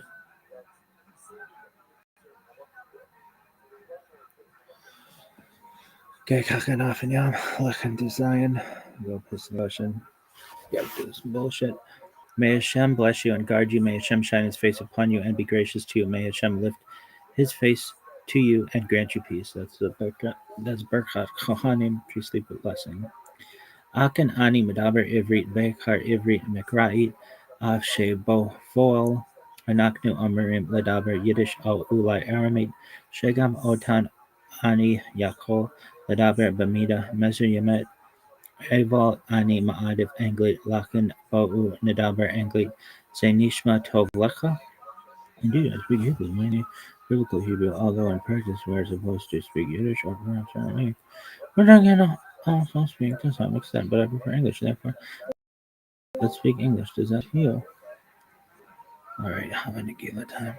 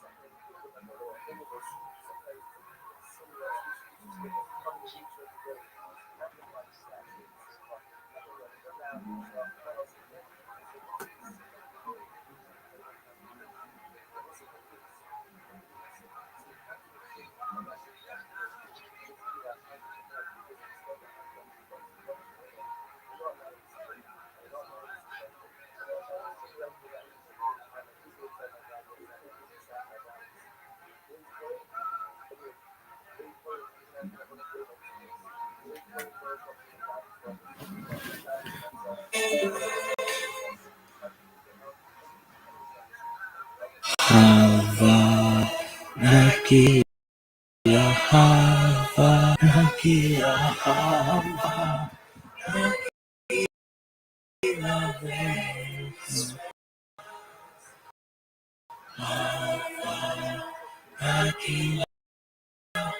Nakia Nakia Nismika Hava Nina Hava Nina Hava Nina Nismika Hava Nina Hava Nina Hava Nina Nismika Achim, Urachim, Belev Sameach, Urachim, Belev Sameach, Urachim, Belev Sameach, Urachim, Belev Sameach, Urachim, Urachim, Belev Sameach. Hey, Hava, Nagila, Hava, Nagila, Hava, Nagila, Bein, Ismacha, Hava, Nagila, Hava, Nagila, Hava, Bein, Ismacha, Hava, Nina, Hava, Nina, Hava Niranina Vainisaka Hava Niranina Hava Niranina Hava Niranina Vainisaka Ahi Pardon me. Uraki Blasame Uraki Blasameak Uraki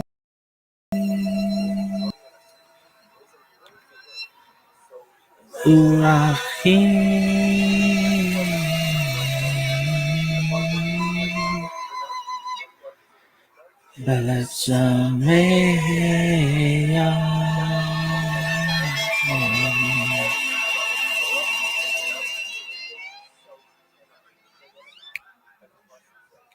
Cool start, bro.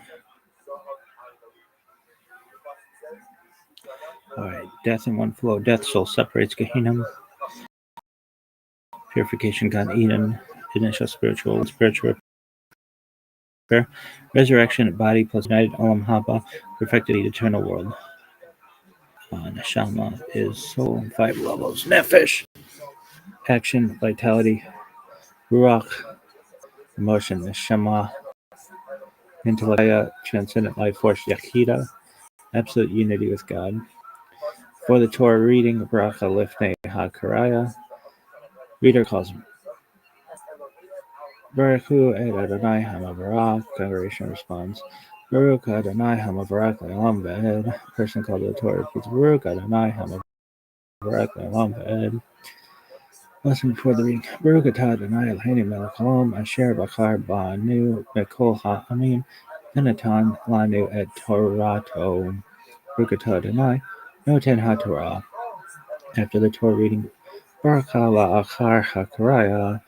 Baruch Atah Adonai Eloheinu Melech Haolam Asher Natan Lanu Torah Amen V'chaye Olam Nata B'tachenu Baruch Atah Adonai Noten HaTorah Yore he may teach, Yadin he may judge, Yatir Barakot he may permit firstborns, Torah 5 books of Moses, Bereshit, Shemot, Vayikra, Bamidbar, Devarim, Genesis, Exodus, Leviticus, Numbers, Deuteronomy, Nevi'im, prophets, former prophets, Nevi'im Rishonim, Yehoshua, Shoftim, Shmuel, Melech, Joshua, Judges, Samuel, King, latter prophets, Nevi'im, Arachno, Acharonim, Yeshayahu, Yirmiyahu, Yechezkel, Asar, Hosea, Yoel, Amos, Obadiah, Yocha, Nahum, Habakkuk, Zephaniah, Haggai, Zechariah, Malachi, Isaiah, Jeremiah, Ezekiel, Hosea, Joel, Amos, Obadiah, Jonah, Micah, Nahum, Habakkuk, Zephaniah, Haggai, Zechariah, Malachi. Ketuvim, writings, Tehillah, Mishlei, Eov, Psalms, Proverbs, Job, the 5 Mikkelot, 5 Scroll Shur, Har Shurim, Ruth, Micah, Kohelet, Esther, Daniel, Ezra, Nehemiah, Divrei HaYamim. Song of Songs, Ruth, Lamentations, Ecclesiastes, Esther, Daniel, Ezra, Nehemiah, Chronicles. Many contemporary Jewish communities have a special board to whom traveling collectors can present their bona fides, medical bills, letters from local rabbis, etc., in exchange for a letter of recommendation known as a hamlatza. A shadchan is a matchmaker who suggests prospective marriage mates and then coaches them through the dating process. The term is linked to the word shidduch, which means match. The technical meaning of the word of Aramaic prominence is actually to settle down, since the newly matched couple settles their differences before beginning their new life together. The shadchan can be either male or female, although a female matchmaker is more properly called a shadchanta in Yiddish and a shadchanet in Hebrew. The plural form is shadchanim. In Yiddish, to suggest a shidduch is to read, speak a shidduch. Shadchonis refers to both the act of matchmaking, so you can say that a shadchan is in the business of shadchonis, as well as the money traditionally given to them for his or her services, which would more accurately be referred to as shadchonis guild. Shadchonis money. Feature, this clearly never ended.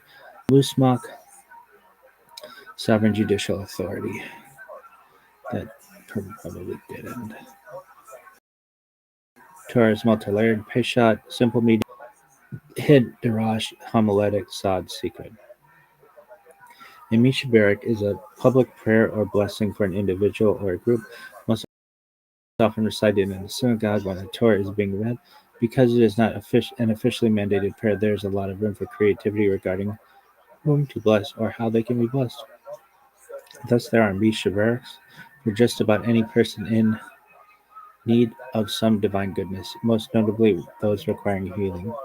When we petition God to bring blessing or healing, it is customary to do so in the charity pledge. So if you request that a mishaberik be said in your synagogue or on someone's wedding, you give some charity as well, of course not on Shabbat. The prayer takes its name from its opening words, mishaberik, may he who blesses. The standard opening line reads, may he who blesses our fathers Abraham, Isaac, and Jacob bless, and then continues with a personalized blessing.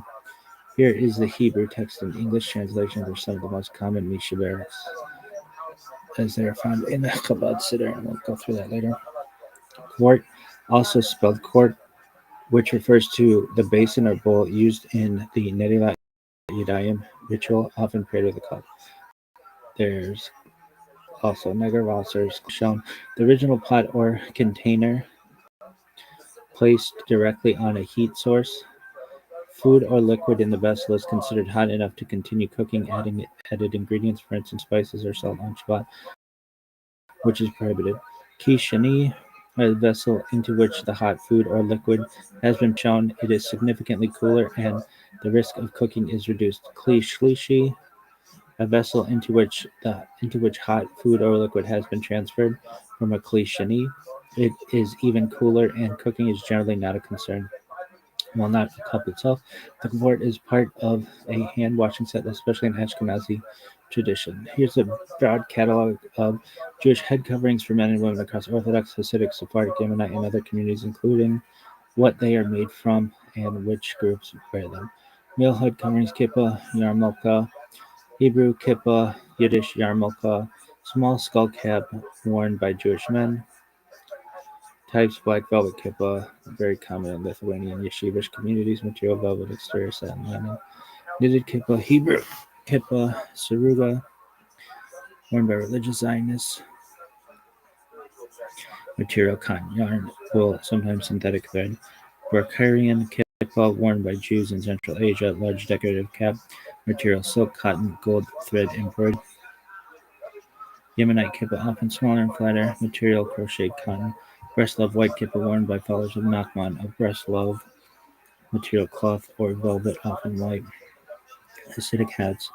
These are worn over the kippah black fedora, typical Hasidic yeshivish. Weekday hat material, felt wool, felt rabbit fur among Litvish Jews. Many Hasidic groups. Hamburg hat, more formal version.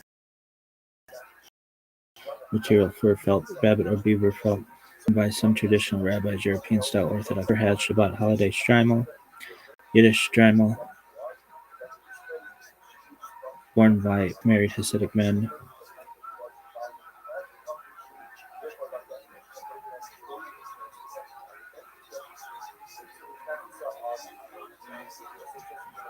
Traditionally, sable fir, fox, marten, Russian sable, sometimes synthetic today, communities many Hasidic dynasties. A spodek is a tall, cylindrical fur hat worn by Gerd Hasidic dynasty. Polish Hasidic groups material fox fur, sable, synthetic fur today. Kolpik, shorter fur hat worn by unmarried sons of Hasidic rabbis. Young Hasidic menad shvat, material brown fur, often sable or fox. Unique Hasidic hats, a summit hat, velvet Hasidic hat, material velvet wool base, Cossack style hat worn by certain Eastern European Hasidim, material fur wool, Sephardic Middle Eastern head coverings, fez traditional red hat, material felt wool, common historically in Jewish communities, turban historically worn by rabbis in Arab lands, material cotton, linen, Jewish headwear, takia, small cap similar to Muslim caps, material cotton wool. Women's head covering traditionally cover their hair tekel. Hebrew mitpachat, wrap scarf material, cotton, silk, linen, polyester, popular in religious Zionist communities. Yiddish shadel, used as hair covering material, human hair, synthetic fiber, common among Hasidic Haredi communities. Snud, hair net covering material, cotton knit fabric, hat covering. Some women wear a regular hat instead of a scarf. Materials, felt wool, straw, spitzel, small partial wig worn under hats, used by some Hungarian Hasidic women. Material, human hair.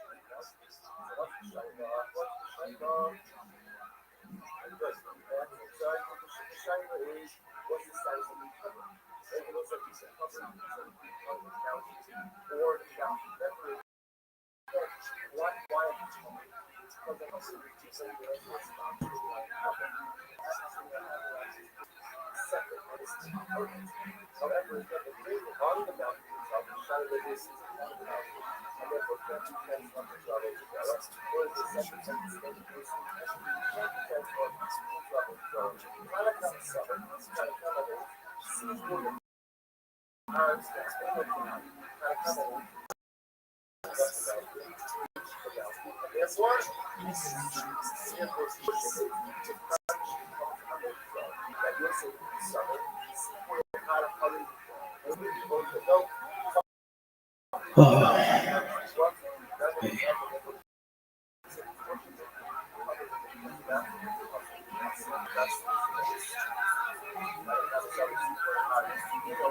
whenever I have anxiety, I get just this feeling in my stomach that I hate.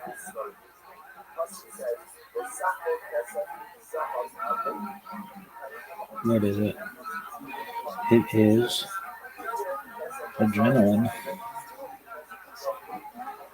but it's like that same fight or flight thing that keeps us safe. But it's also known as epinephrine.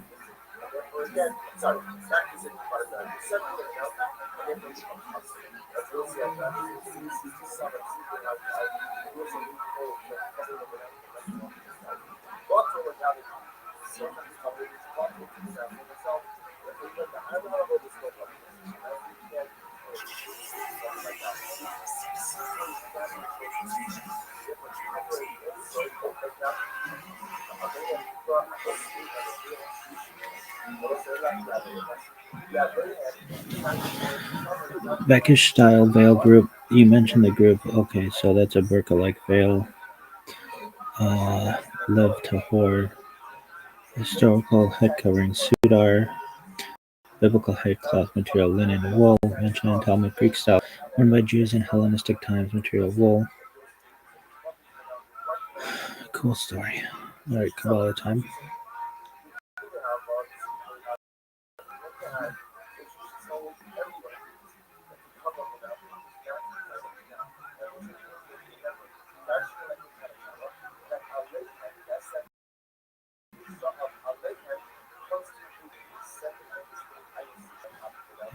Zuda. Is that today? I think so.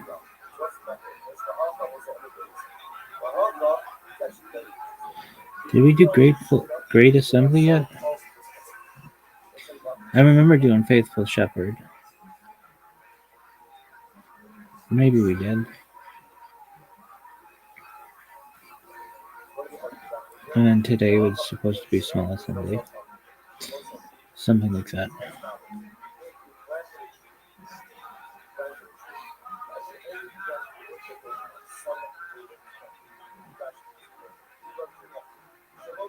It's okay.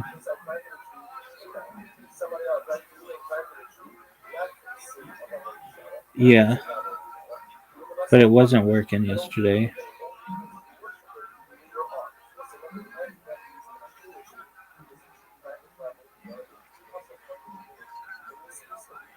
All right, that's cool. So there's Idra Rabbah, Great Assembly, Textual Context Work, Zohar, Section Idra Rabbah, Great Assembly, Language Aramaic, attributed to Shimon Bar Yochai in the circle of disciples. Historical composition likely written in 13th century Spain. Tradition associated with Moshe de literary form. Mystical discourse delivered as narrative setting. Shimon Bar Yochai gathers 9 disciples for secret mystical teachings. The meeting is called the Great Assembly. Idra Rabbah purpose to reveal the deepest mysteries of divine structure. Solomon dangerous, revealing these mysteries, risks death. Major themes: revelation of the divine face, detailed description, continents, parts of anthropomorphic symbolism used of God. The Sephirotic structure, exploration of the divine emanation. Sephirot, focus on crown, Keter, wisdom, Chokmah, understanding, Bina. The divine structure unfolds as cosmic anatomy. Masculine and feminine aspects, interaction of male and female aspects of the divine. Mystical union sustains cosmic harmony. Mystical language and symbolism, extensive symbolism involving hair, beard, skull, eyes, nose. Each body part corresponds to channels of divine mercy and judgment. Key doctrines: the Ancient of Days, description of Atika Kadisha, Holy Ancient One, represents the most hidden aspect of divinity, the 13 attributes of mercy, interpreted through beard symbolism linked to biblical attributes of divine compassion.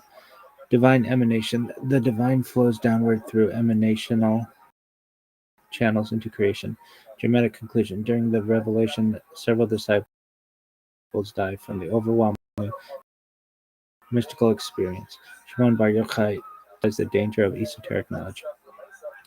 Relationship to other Zoharic sections, closely related to Idra Zuda, Lesser Assembly.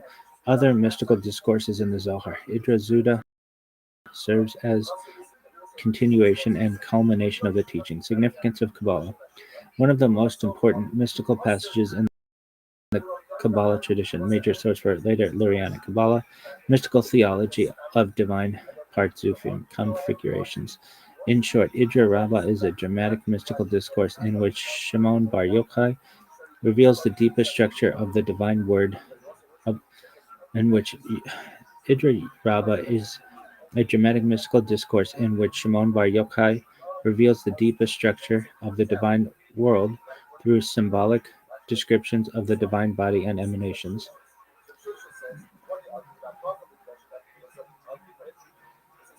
Cool story.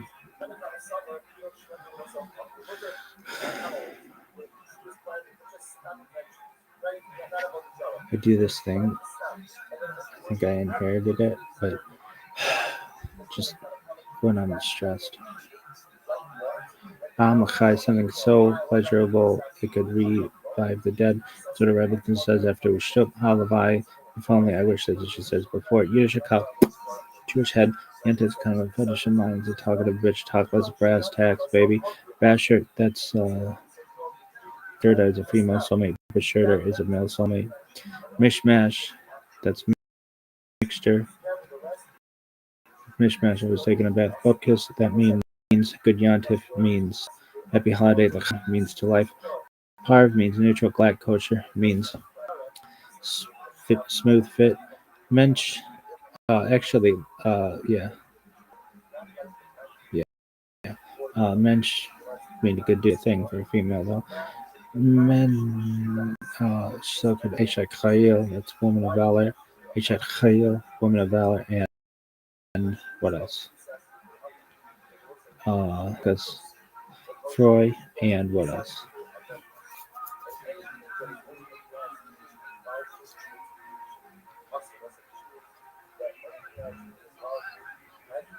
A ghetto, perhaps.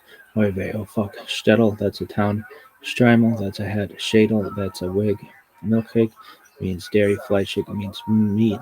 Parv means neutral. Hamish or Heimish, that means homie. Shmata means rag. Figure means mother-in-law. Chazir means pig. Chazar means to repeat. Schlep means to carry a burden. Meshuggah, wild and crazy guys. Did we do good Yontif? Yeah, good Yontif means good day. Meshuggah, wild and crazy guys. Gonf means thief, stealing all the pussy. Yarmulka comes from Yare Malka, perhaps Aramaic for in all the king. It's like in Yiddish. Treif means yard site, death anniversary. Klutz means wooden block, but it means clumsy. Needlock means matzo ball. Schwitz means to sweat. Schnorr means beggar. Schmutz means the dirt on your hands. Schmooze means like to talk many times in a good way.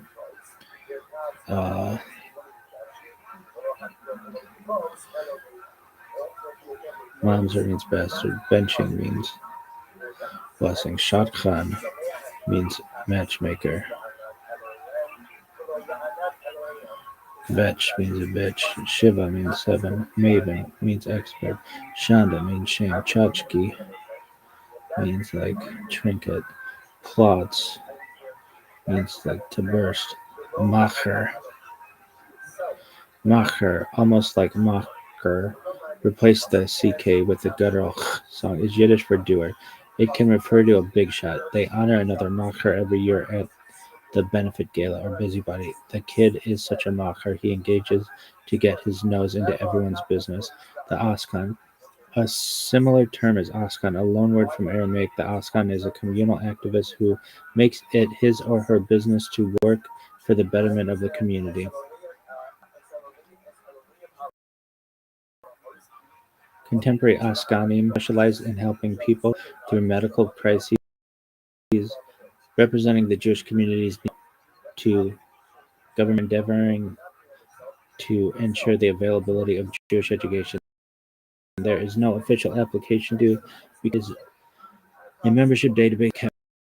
But if you have yen to be a macher, askanus may be your calling. Help a person fix a problem, reach out to someone in need, and you've become an askan. The macher in modern Hebrew. In contemporary Israeli Hebrew, a macher is a fixer of sorts who can help people cut through bureaucratic red tape, arrange meetings with government officials to arrange permits and other concessions, sometimes in exchange for a well-placed gift. Unlike his Yiddish antecedent, how isn't that a bribe? Unlike his Yiddish antecedent, the Hebrew macher is a decidedly character, someone you wish to stay away from, unless of course you need him. The Scheidel macher. In Yiddish, the word mach means both do and make.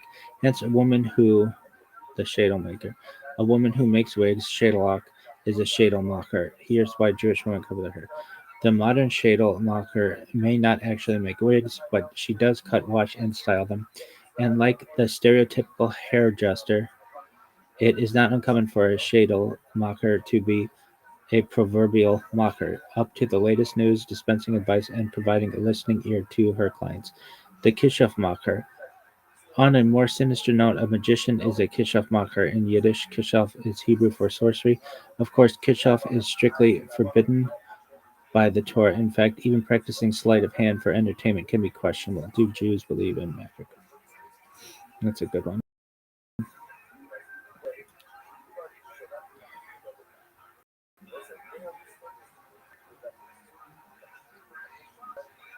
The Bademacher. Tefillin, the prayer boxes worn by Jewish men during prayer, are essentially parchment scrolls housed in leather boxes. The scrolls are written by a Sophar strictly described. The black boxes are traditional craftsmen known as a batem macher. Batem is Hebrew for houses transforming.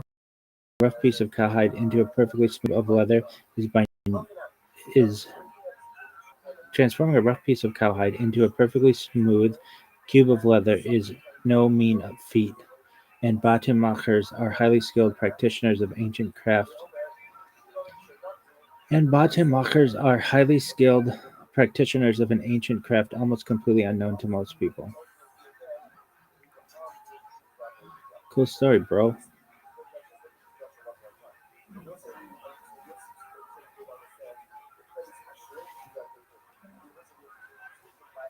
Do Jews believe in magic or witchcraft? If yes, how and why does it work?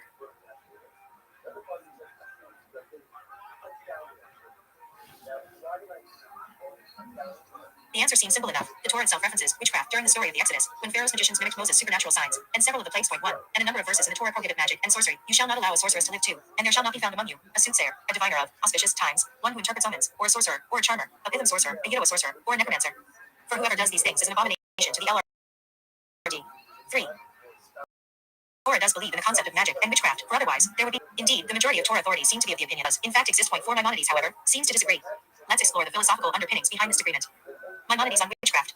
After explaining punishment for performing magic, Maimonides goes on to explain that, in truth, there is nothing to it. Falsehood and lies with which the original idolaters deceived the Gentile nations in order to lead them after them. It is not fitting for the Jews who are wise sages to be drawn into such emptiness, nor to consider that they have any value. Whoever believes in occult arts of this nature and, in his heart, thinks that they are true and words of wisdom, but are forbidden by the Torah, is foolish and feeble-minded. The masters of wisdom and those of perfect knowledge, all these crafts which the Torah forbade are not reflections of wisdom, but rather emptiness and vanity which attracted the feeble-minded and caused them to abandon all the paths of truth. For these reasons, when the Torah warned against all these empty matters, it advised, be of perfect faith with God, your Lord. 5:6. In Maimonides' view, magic and sorcery is prohibited precisely because it is all emptiness and vanity. Instances of magic in the Bible were really tricks and illusions. 7. Magic and the unity of GD. Others, most notably Nachmanides, Rabbi Moshe ben Nachman, are of the opposite opinion, that it is prohibited precisely because it works. And now, know and understand regarding magic, that the Creator, may he be blessed, created everything from nothing, and made the upper realms the guides of what is beneath them, and he placed the power of the earth and all that is knit in the stars and constellations according to their motion and direction, as has been demonstrated in the science of astrology. However, it was one of his great wonders, that he placed within the upper realms alternate ways, and forces by which one might change the governance of the realms beneath them. But it is the regular governance of the constellations that the Creator, blessed is he, desires, which he placed in them to begin with, and this would be the opposite. This is the secret of magic and its power, such that the rabbi said regarding magical practices that they contradict the counsel above. In other words, they subvert the simple forces of nature, which is a contradiction to the upper realms to some extent. Therefore, it is proper that the Torah prohibit them, so that the world will be left to its normal function and its natural state, which is the desire of the Creator. 8. According to Nachmanides, together with the physical, natural world, GD created spiritual forces, or a spiritual layer through which the natural world can be manipulated. However, not all that is spiritual is necessarily divine or holy. Sometimes it's quite the contrary. GD created nature together with its laws, and it is his will that the world follow and work within these laws.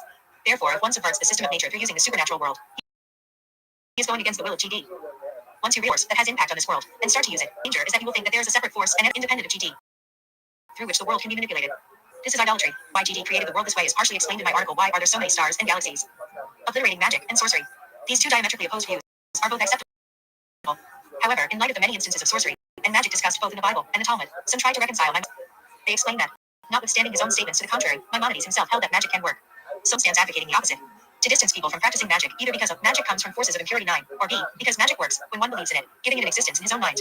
However, with regard to the evil eye and other things of that nature, the Talmud states that if one does not believe in them and gives them no room to exist, then they actually cease to exist.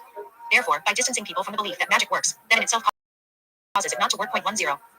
But regardless of it, all agree that it is in no way a contradiction to the unity of GD, and it itself, if it exists, is a creation of GD. Although in the present day, it is sometimes a challenge to recognize the true unity of GD, both in the natural and the spiritual, we await the day when his unity will be proclaimed by all. As the verse states, 11, and the LRD shall become king over all the earth. On that day shall the LRD be one, and his name one. Cool story, bro.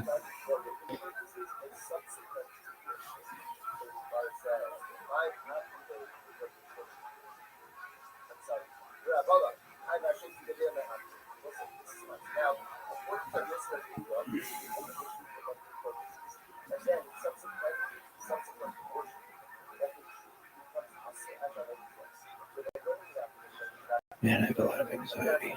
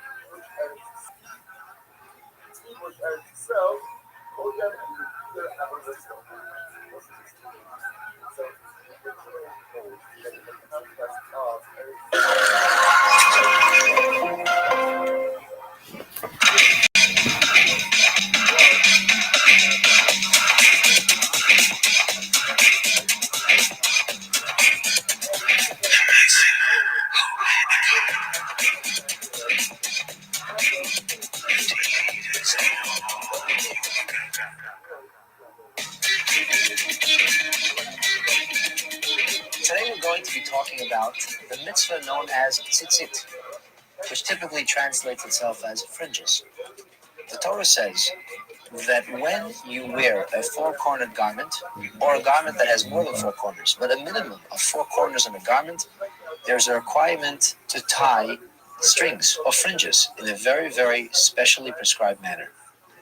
And those fringes are supposed to be visible, and their purpose is to serve as a reminder, so that we might always be cognizant of our mission, of our purpose on earth, and that we may live according to the dictates of the Torah. Furthermore, the Kabbalah that a reminder, a constant reminder, is something that a feminine soul does not need. It is provided by the Torah for those who need it, and the Torah sees men primarily as needing a constant reminder that they are Jewish, and that, as such, there's certain behavior that's expected of them. The interesting thing is that we are not biblically required to wear tzitzis. You don't have to own a talit. You don't have to own the tzitzis garment. You don't have to wear the tzitzis.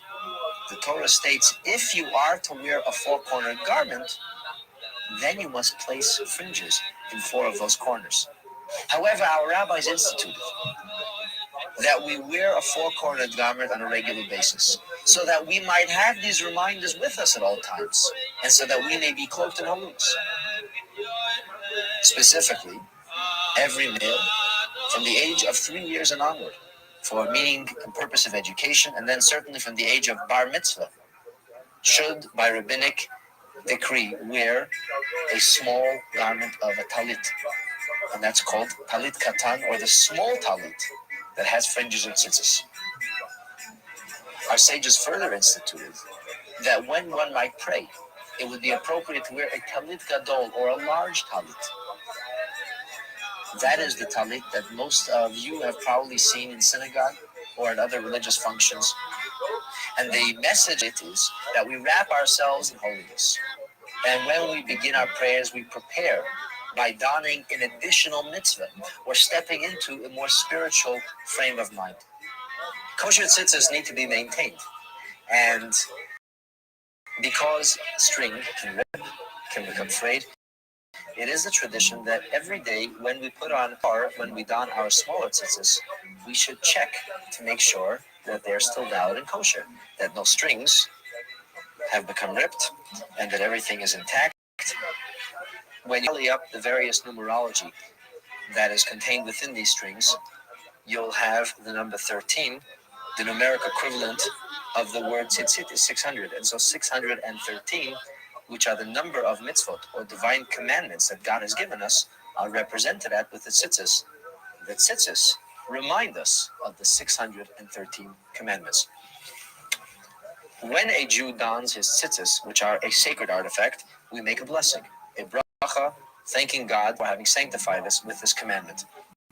When we put on a large tit, it is customary to first kiss the hem of the talis, and subsequently we make the blessing as we wrap ourselves in it. Baruch atah Adonai Eloheinu melech haolam asher kedishanu b'mitzvosav v'tzivanu lehis atef batzitzit. The tzitzit, according to pure biblical dictate, are optimally supposed to be a mixture of white as well as a greenish-blue thread. The greenish-blue thread is called techelet, and techelet is wool that is dyed with a very, very specific and special type of dye, made from some type of obvious animal. We don't know what it is today. It has a mystery. And so most of us wear tzitzit, or a talis that has white strings. In some circles, and specifically in Israel today, you may see some people bringing back the ancient tradition of white as well as blue thread. To wear white threads or white fringes is a mitzvah. To have the blue threads is an embellished or enhanced mitzvah. Our tradition has it that when Mashiach, when the Messiah will arrive, the true blue thread will Shul return is to the on Jewish Trump people is. with certainty. And at that New York's time, Trump the is. tzitzit Shul is for on. everybody New York's will Trump once is. again look the way they looked in temple days. In the times when the Beit HaMikdash stood and all of the Jewish people worshiped God together in unison.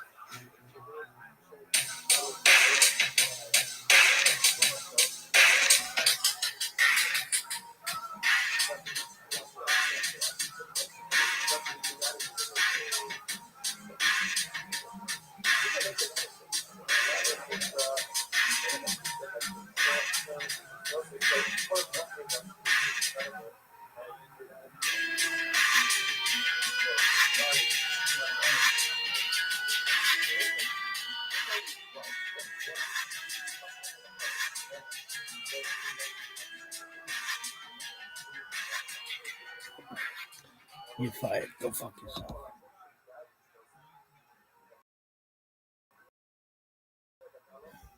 Sitting on